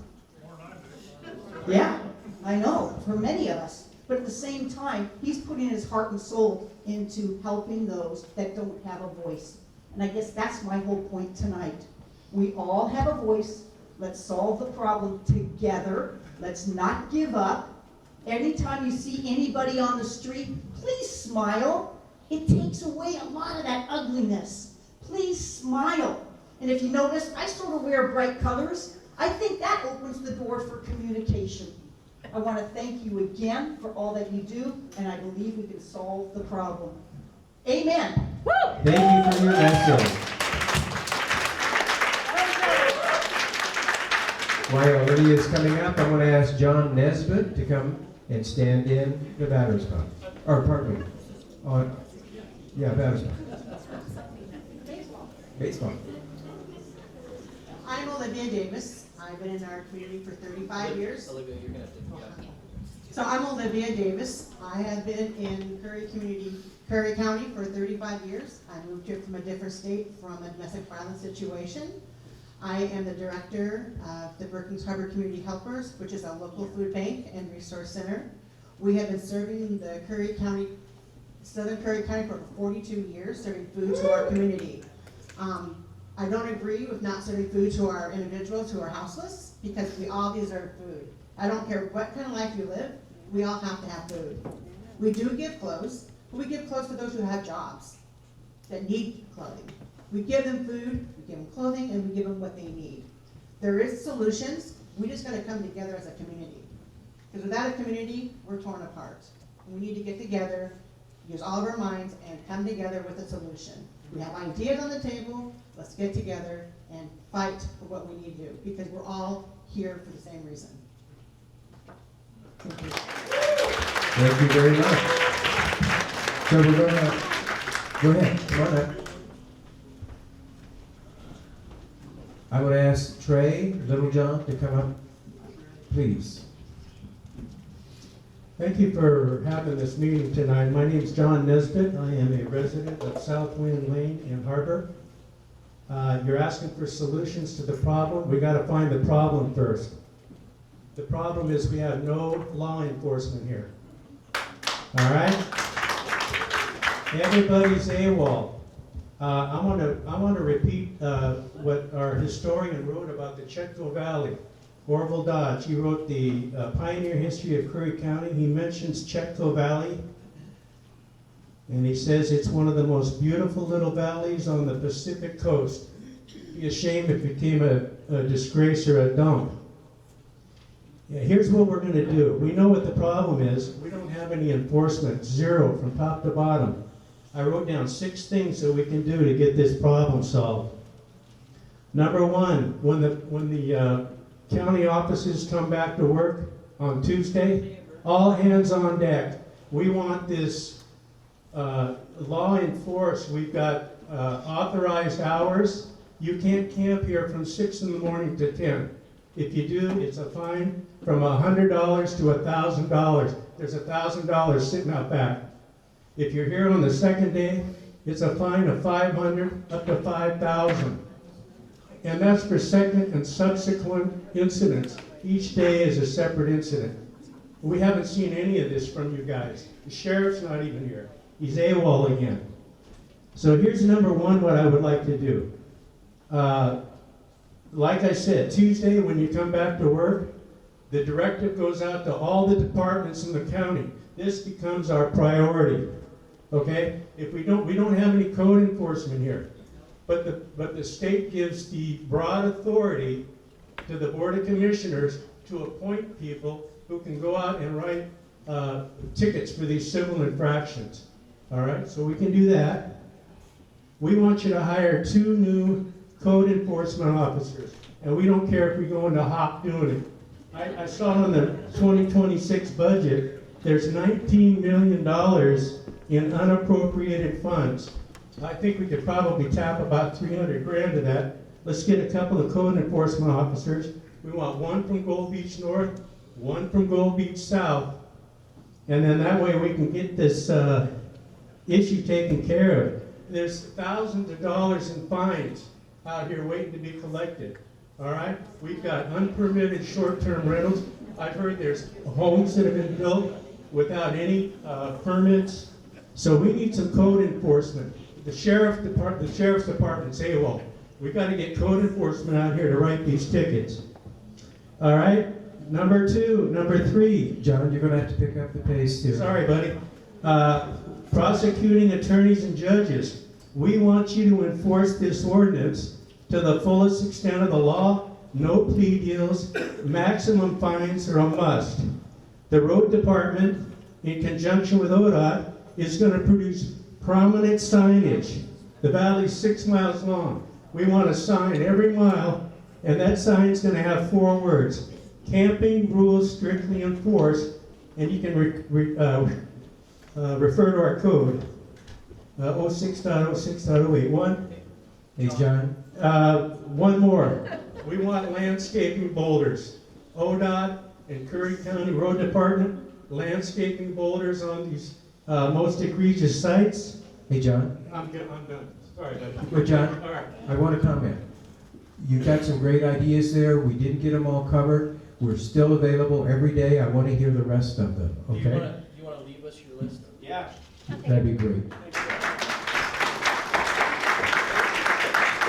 So Trey was going to come up, and on deck is going to be Murphy. Is there a Murphy? Okay, thank you, Mr. Murphy back there. Come on up. Hi, Trey. Hi guys, I'm Trey Littlejohns, and we started one bag at a time in Gold Beach about 2.5 years ago. And what we do is we meet at the port, at the sunken ship, at 10 o'clock on Thursdays, and anybody can come, bring your truck, bring yourself, and we'll give you gloves, we get paper, we get these plastic bags, we go hand them out to all the homeless that want them, all the RVers that want them, and then if somebody is hurting that we come across while we're picking up trash, then we try to help them, at least I do. I know one bag at a time wants to stick the trash, but the truth is, me and my buddies, we're gonna go out there and buy the $100 part for their RV to get it running again. We're gonna bring the tents to the people who live in wherever they are. We're gonna meet the needs, because really picking up trash for me as a professional chaplain, I was a state chaplain for 25 years, picking up trash is just an excuse to touch people who might not otherwise be touched. Like the guy that has the crutches who can't bend over to pick up the poop that's by the side of his car. You know, if it doesn't break your heart, you know, I mean, I don't care who you are. There are people that are not well, and they cannot take care of themselves. They sit out there, and the agencies don't go out to do social work with them. If you don't come to my office by Tuesday at 8 o'clock in the morning and to make an appointment, you can't get in for any treatment. Oh my goodness. And so they're out there. And some of them are going crazy, but when you're kind. So anyway, we've been picking up trash. So what we do is we need a truck to show up. And then we go and pick up all these bags. So we already have 10 bags a week ready for us to pick up. We just pick them up, put them in the bag, put them in the truck. And since he left, one of the groups that does dumps around here says to us, we know who you are, Trey, and what we'll do is we won't charge you for all your bags of trash. So they don't charge us, the dump doesn't. So I'm not supposed to tell you that, but I want to tell you tonight. So it can be done one bag at a time. I'm working with Kathleen, and maybe we can do it down here if you want to. I'm not saying it's a great solution. Have I got another minute? You have 50 seconds. Okay, 50 seconds. Matt Bordestrassi, what they're doing, if you've gone to Coos Bay, they've got 29 of these little shelter units made out of tin or metal, and they have a house manager, as it were. It's a perfectly running group called Coal Bank Village, and so these housing first things do work if you work them correctly. And to have Matt be on board with this 12 acres, he's the guy with all the money for the state. So that's not bad. All right, God bless you. Thank you. Thank you very much, Trey. Murph is coming up. I want to ask that Donald Huggins come in, and you'll be on deck. Donald, are you still here? Which Donald? He's coming. There you are. Yeah, this is Murphy. Some of y'all know me, some of y'all don't. Most of what I wanted to say has been said. What's going on here isn't working. It hasn't worked. The more help that these people get, the worse it becomes. I've had this happen to me personally with someone living on my property. The more I helped them, the worse it got. Now, I hear about picking up trash. Maybe these people that are leaving the trash should pick it up and not volunteers. What's wrong with that? You know, St. Timothy's, they feed these people. Get a group of those people together, go out and pick up trash, and then feed them. I don't see a problem with that. They're the ones making the mess. This is disgusting out here. I go by here every day. It wasn't like this 5-10 years ago. And the more help that some of these people are getting, the worse it gets. Now, the other thing is, you gotta want help. There are people that need help. We had a homeless person live behind our dealership, and she bettered herself. She was living in a car with her kid. Okay? She's now working at that print shop over there. She bettered herself because she wanted to. But if they don't want to, you can't force them to do anything. They want to just stay high or stay drunk, that's what they're going to do. That's all I got to say. Thank you very much, Murphy. While Donald's coming up, I want to ask that Deborah Bubbles Charles? There's probably only one Bubbles in the room. Are you still here, Bubbles? Okay, let me call up somebody else. Okay, it looks like maybe a Jacqueline, Jaden Rutt. Jaden Rutt. Are you still here, Jaden? Very good. Thank you. You're on deck. Good evening. Thank you. My name is Donald Huggins. I know a large percentage of people in this room. I am the president of Brookings Harbor Community Helpers, which includes our local food bank. And so I guess in a sense that makes me an enabler. And I'm kind of proud to be an enabler because what I help to enable is feeding hungry people. And it doesn't matter to me if it's a senior on a fixed income, if it's a single mom, a single dad, or if it's a homeless man, if it's a drunk, if it's a dope addict, whatever. I feed hungry people. I've always done it. I do it. I will always do it. You can't paint everybody out there with the same brush.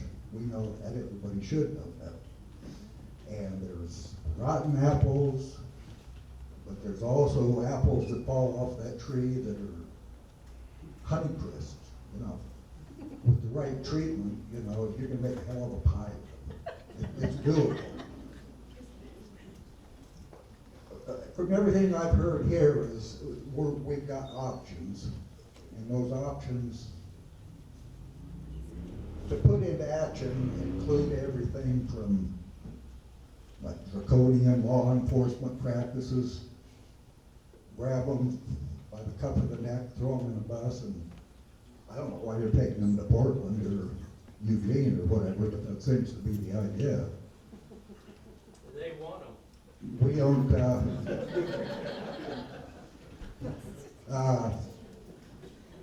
you've got, that is a solution, I guess.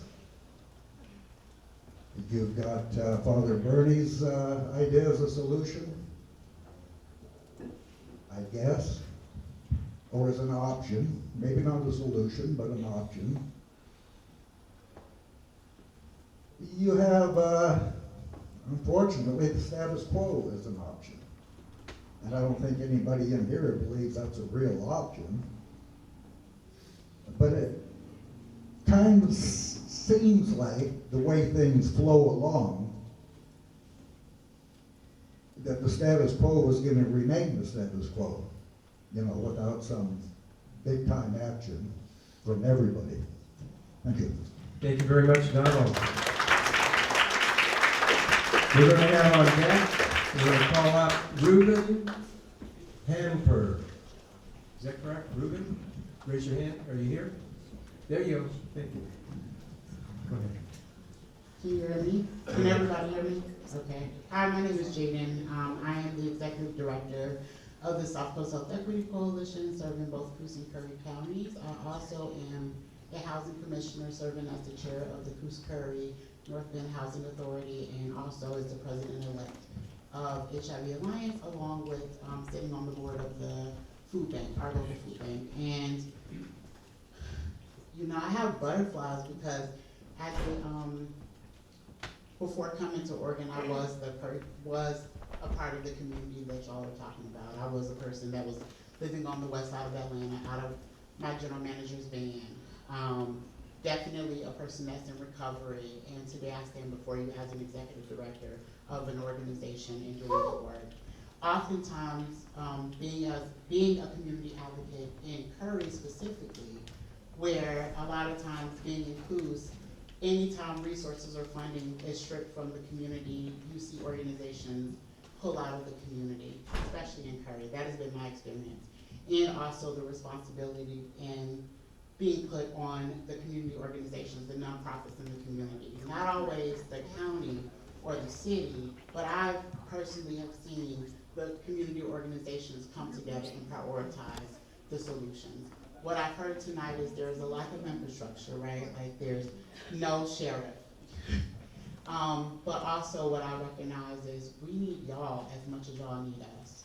We need y'all to be in communications, in collaboration, in community with the frontline organizations that are meeting the needs on a daily basis. We also can't do this without community being at the table as well, not just the homeowners or the landowners, but we also need the communities that are most impacted, our unhoused neighbors, to be a part of the solution as well. Oftentimes when we talk about community, I like to be really explicit around who are we talking about when we say community.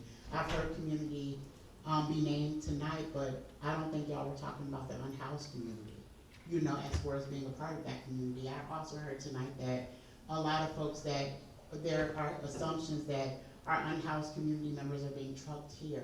Well, I talked to community members here, and I know that they have been here and called this place home, whether they came here last night or last month or 2 weeks. But I also know that there's a generational problem that we have here. And so, thank you, I see the right card. But 30 seconds. You ain't telling me that when I first started now. But what I'm saying is, we need all of y'all at the table. You know, we need all of us at the table. There's been oftentimes, I'm an advocate on a state level, and when I'm advocating for Coos and Curry, I'm typically the only voice in the room. And I know that there's a lot of funding that is left on the table, right, that could necessarily come in and help sustain infrastructure and sustain these positions. So thank you so much. Thank you very much.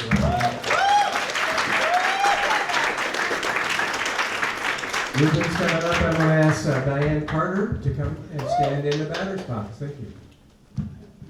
How's everybody doing? My name is Ruben Harper. I've been in Brookings for about 3-4 years now. I come from Santa Rosa, California. And I appreciate, yes, thank you. I appreciate my community, and I appreciate, all the help that you guys are providing. Law enforcement, council members, so on and so forth. I'm a volunteer for the food bank, Olivia, and my wife back there, Rosa Harper, So I just want to make this short. I got something that I wrote down.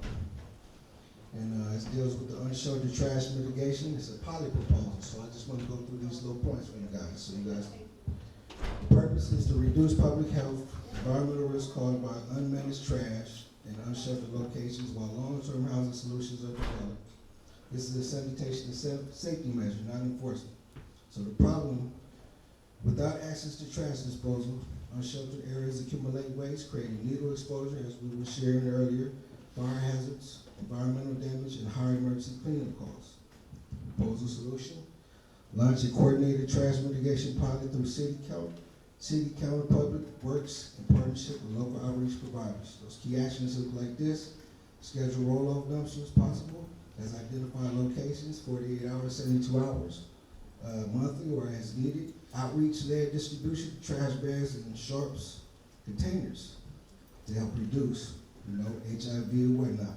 City council hauling and disposal, optional volunteer or resident participation for non-hazard cleanup. The benefits look like this: it improves public health and safety, reduces fire and needle risk, lowers emergency cleanup costs, maintains cleaner public space.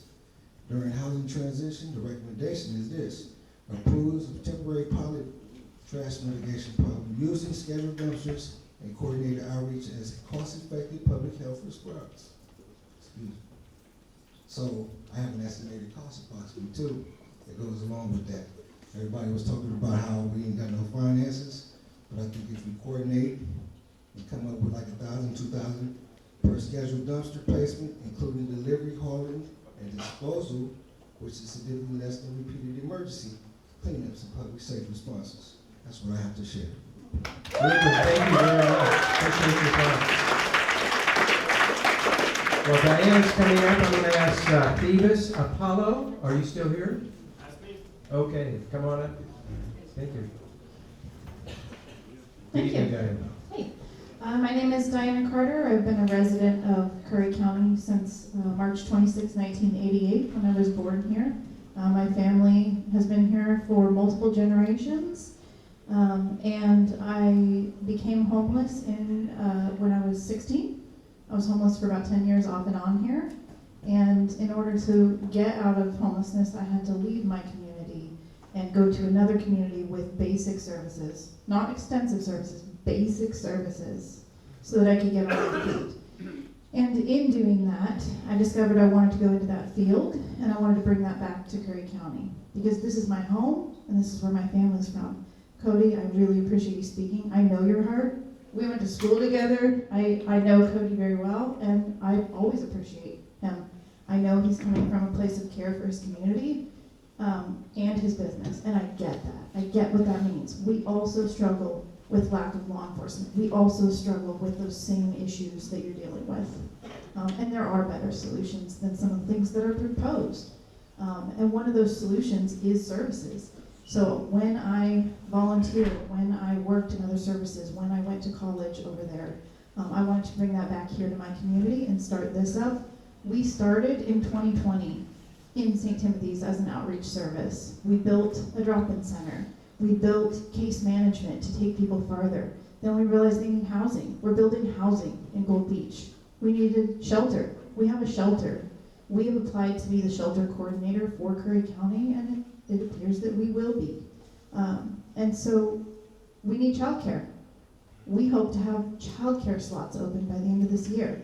That's what the power of community can do, and that's what it means to care for your community.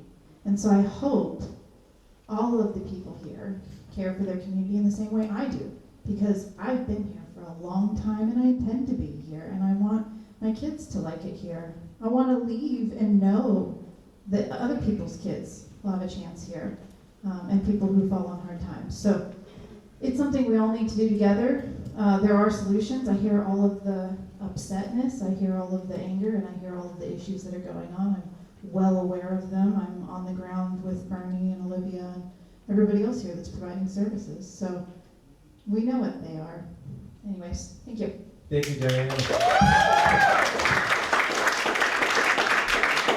Well, Phoebus is coming up. I want to ask Lita Parisiu. Is that it? Lisa? Parasol. Parasol? Hi. Come on up. Hi, my name is Apollo, and I felt a lot of feelings in this room tonight. There's a lot of hate, there's a lot of fear, there's a lot of anger, and it's understandable when you see things happening in your community to feel uncomfortable feelings. But the hatred is what divides us. The hatred is what keeps us apart from each other. You have to use the microphone to your advantage. Thank you. The hate is what keeps us apart from one another. The fear is what keeps us apart from one another. If we try to understand each other, we find commonalities. If we go ahead and drive things that we perceive as problems out of our communities, then it becomes something that is perceived as a problem somewhere else. And if America is our home, and we take a problem in our living room and we put it into our kitchen, and we take a problem out of our kitchen and we put it into our bedroom, the perceived problem does not go away. So we have an opportunity together as a community to work together to propose solutions which have been proposed tonight, but to also step up and help those solutions come to fruition. Because it takes people coming together through love, not through hatred, to really solve these problems. And evil hates, evil reprimands, evil comes in and punishes. Would you do that to your child? Or would you love your child, and would you show your child with your example? We need to step up and we need to love one another. We need to show compassion to one another as a community. And through that, through genuine connection, compassion, love, that is how we change this. I work almost 60 hours a week, and I came here tonight. I'm doing other things in the community, volunteering in different things in the arts, but also helping out with feeding people. And Apollo, you're going to have to work on wrapping it up. Understood. I came here tonight, even though I have a busy schedule, because it's important to me that we all come together to solve this problem as a community. Thank you. Thank you very much. Well, Lita is coming up. I'm going to ask somebody that's probably related to her. Donald Edward. Is Donald Edward here? That's my son. There he is. Very cool. Thank you. My name is Lee Parasol, and for 6 years, my son and I were homeless in this community. I got help from all the resources that are here tonight, including Rogue Retreat at the Kelly Shelter in Medford. I got help when I moved back here to help take care of Grandma. I got help through all these resources here tonight to help me get off the street and to be a person. But I had to want it. Like so many people have said, you have to want it.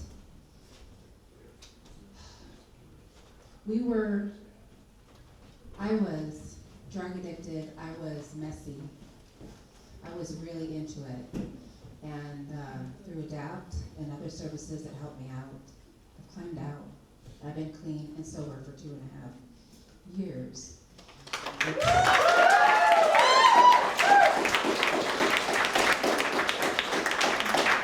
It's been a struggle, but one of the biggest helps to me was medication that ADAPT has provided, because I didn't know that I was struggling with mental health issues. And once those issues were addressed, I looked forward to my future. I had a future. All of a sudden, I woke up one day and I started writing a bucket list. So it can be done, but the people have to want it. These are not garbage people. If services are available, especially mental health services, they'll flock to them. I know these people. I was one of them. That's all. Thank you very much.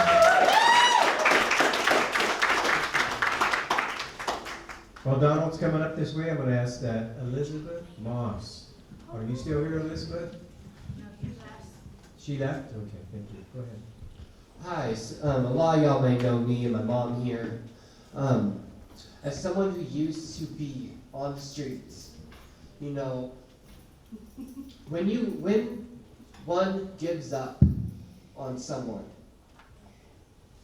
what's left to give them the fire underneath them to actually want to try? When this world gives up on someone, how can you expect that person to want to be able to get up and better himself? After so long of this going on, one will no longer know where to put their energy or how to help themselves after so long. Now, as someone who has watched both their parents struggle through addiction, and after so long of believing that they're never going to change, I started to get the mentality of, well, if I can't beat them, join them. Well, you know what? That never helped me. And so while my parents were still addicted, drug-induced, not wanting to help themselves, I chose to get clean and sober. While living in a two-man tent with two parents who used every 10 minutes in order to function the best they could with what they had in the moment.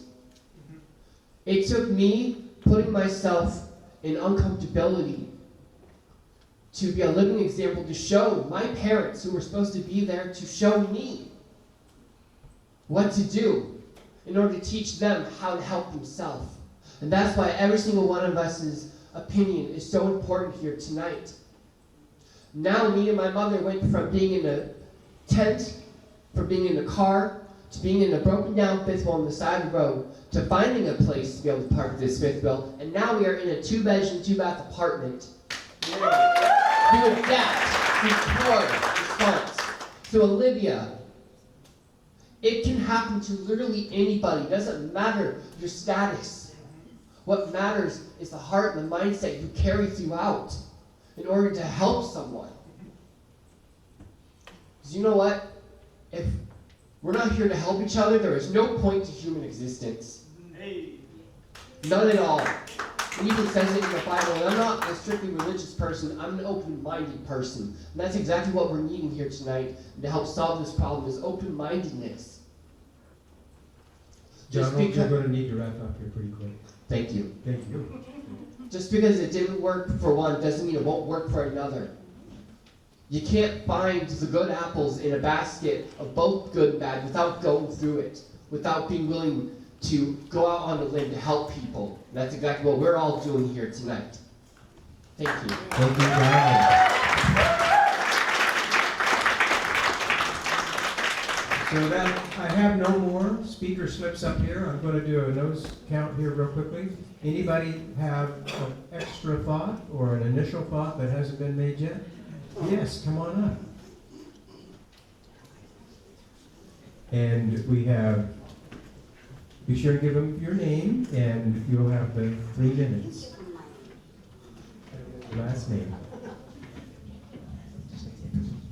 I'm Glenda Dimick, and the only thing that... It's on wheels. No. The one thing that I can say is quit voting against the sheriffs. We need the police. And you can't have protection without paying money. We all need it. It used to be the people that moved to Brookings, there were so many seniors. Every year, they voted down the school budget because they already paid for their kids to go to school. Well, we all have kids and grandkids that want to go to school. But you have to pay. You can't say, no, it's not my problem. Please, pay. Let these gentlemen do their jobs. Thank you very much, Glenda. Thank you. I think I saw one more hand down there. Yes, Steve?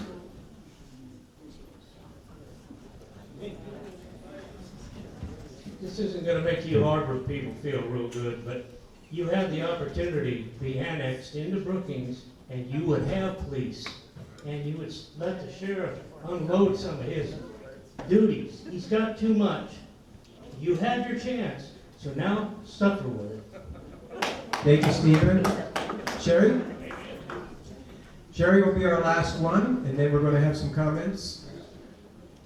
Go ahead, just come in and stand up, Deck. Come on here.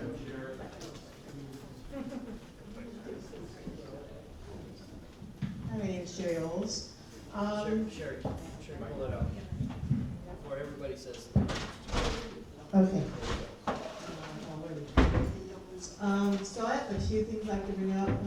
I, as a business owner, on a property side, I deal with things with homeless, turn into my property.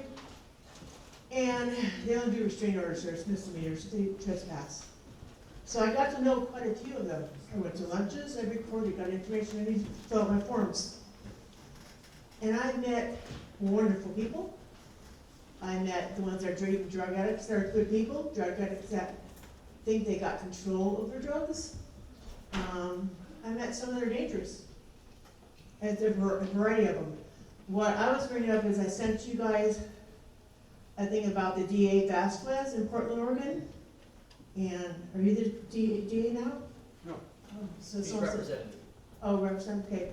So he's given out a 90-day notice. If you, anybody that's on drugs, who's an addict, will be forced into rehab. But comply, you can't just show up and walk out at an AA meeting or anything like that. And so you can check in on that. I would appreciate that, more information on that, what he's processing. So, because they will not go to rehab on their own. That's a lot of the problems we're having, is the addicts, not the working ones. We have a variety of reasons for people being homeless. Variety. The other thing is, you have a security guard system over here, Apex, for the Rite Aid, Dollar Tree, whatever area, court. I watched these guys work. Nick had a child he was doing by himself, he hired another guy. They de-escalate. And last night they 86 someone with charges, and the guy was friendly. I watched it happen 5 times. I asked them how they work it. They're trained magnificently, beautiful, but they're not certified as officers would be. to do anything farther. So I would like to know what we can do because I've also watched maybe in South, Brookings Police, they escalate. There's a whole different matter on how they handle. I watch how each one of them handle it differently. And I prefer that one. Because they get the situation settled.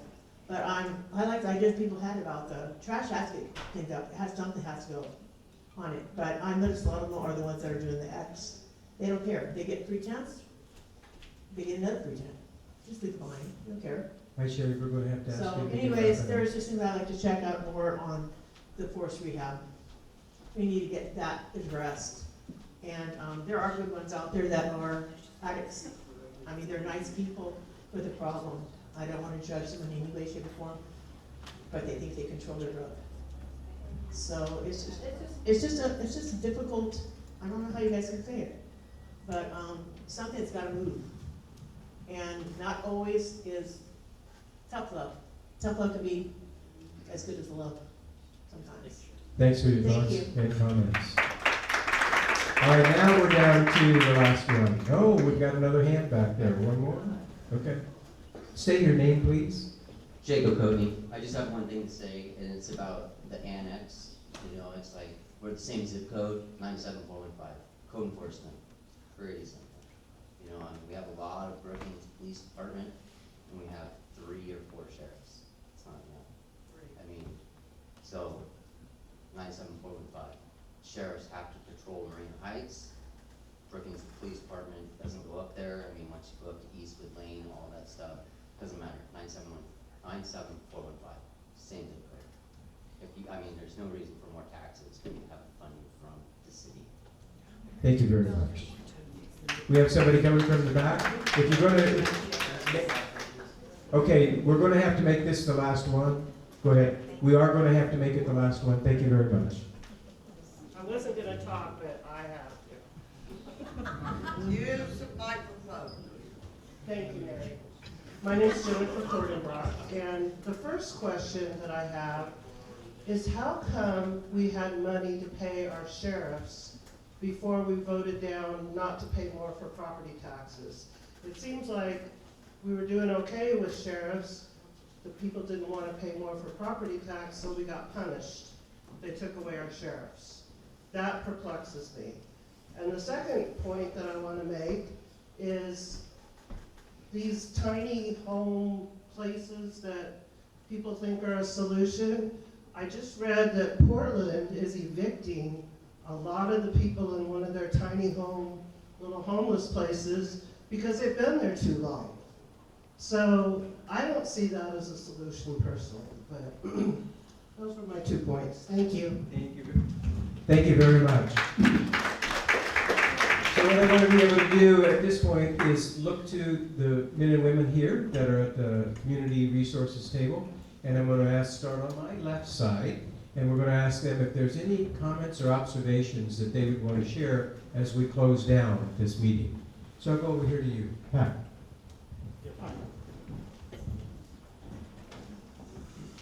Or get up sometime. I want to thank everybody for expressing their thoughts on this, and I think in the workshops in February, they'll be very valuable. And then hopefully we'll be able to find some money to do it. Can't hear you. I'm sorry? There, that's better. Okay. And that's what they say they'll be in court too. Thank you for coming, and we'll, I will keep this all in mind, and I will attempt to sway some other people to help out. Thank you. Thank you, Pat. Thank you all for coming. Thank you for sharing your thoughts and ideas on these topics, and really thank you for respecting each other through this process.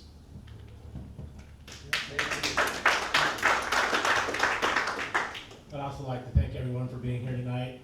I think we got a very wide range of views and ideas and some solution ideas. So I look forward to being able to address all these as these coming workshops come in. So thank you.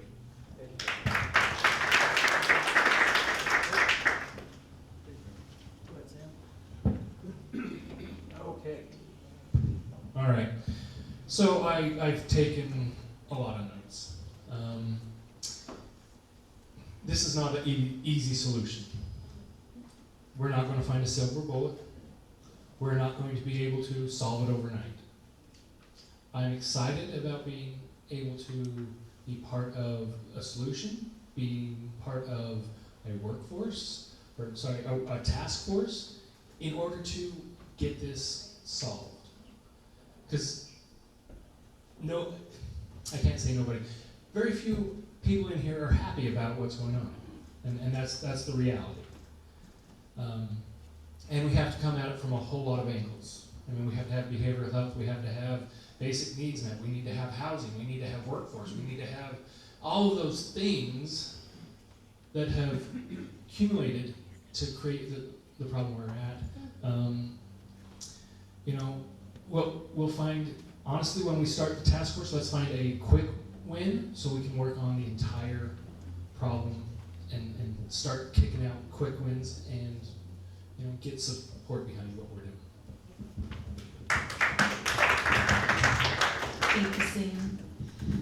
I want to thank everybody for coming and being passionate and caring. Whether we agree or disagree, you showed up. That's a great first step. Let's keep that going because it's so easy to come and then lose interest or lose energy.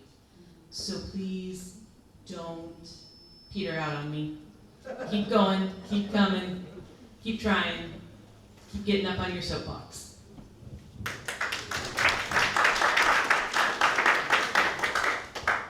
Yeah, just wanted to echo, thank you for coming, thank you for letting us be a part of it. We want to help. We work with a lot of communities across the 5 counties, and I can tell you it's not easy to find a solution. Everyone's struggling with same issues that we heard today, and I just appreciate the respect everybody had with each other as you had those differing ideas, because somewhere in there's a nugget that we'll figure a solution out. So thanks.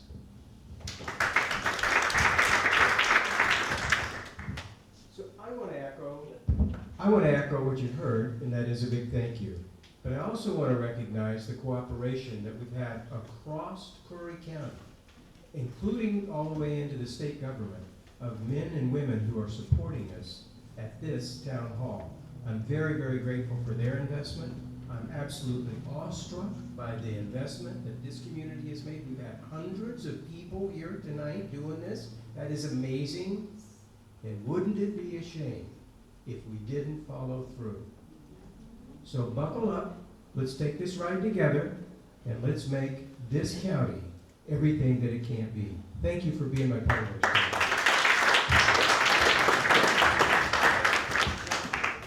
And I'll just wrap this up. It takes a lot of courage for everybody to come up here, regardless of your stands, regardless of your viewpoints, because you're talking about things that matter to you directly. And I want to applaud everybody that took the time. And those who will be following up with comments that you'll be emailing and ideas. This is an example of true community engagement and involvement in terms of finding ideas and answers. And I'm proud to be a part of a group of individuals up here from multi-jurisdictions, all seeking to find, as Devin said, the common nugget, right? The thing that we can do, the impact that we can make. There's going to be a lot of ideas that are shared. There's going to be a lot of obstacles. However, none of them get solved until we start to identify them, until we start to discuss them, until we start to look for answers. And so I want to thank everybody here, just like everybody said here, the civility in this room was outstanding. And I'll be honest with you, we were a little nervous, okay? And so you guys, as Aaron said, you guys always show up. And now it's our turn to show up, right? And it's going to start. It's going to be a lot of work. And we're going to do the workshops. And we're going to find answers. We're going to get some solutions. We're going to look for the easy win, like Sam said. And that is what we owe you, okay? So we will continue these. These updates will come. Please continue to be advocating, continue to be talking, continue to be engaged. All right? Our next tentative date for the workshop, I've got to get everybody, make sure that their schedules are okay, but we're shooting for February 4th, okay? February 4th, and the location will be determined. We're not sure because it's going to be a big group of people on this panel, okay? It's going to take a lot of brains to figure this out and to find some common ground. So, again, final thoughts. Oh, also, I would be remiss. I want to thank everybody here for participating. I would like to thank you to Deputy Van Zelt for being here to assist with the law enforcement aspects. And I'd like to thank Rabia and Natasha for setting up this room. It took hours, so thank you for filming. And Mackenzie for filming, for everybody online, thank you for doing that. Everybody, this is the first step, and we will continue to take many more. And I appreciate everyone who came here tonight, and thank you, and have a good night. Thank you.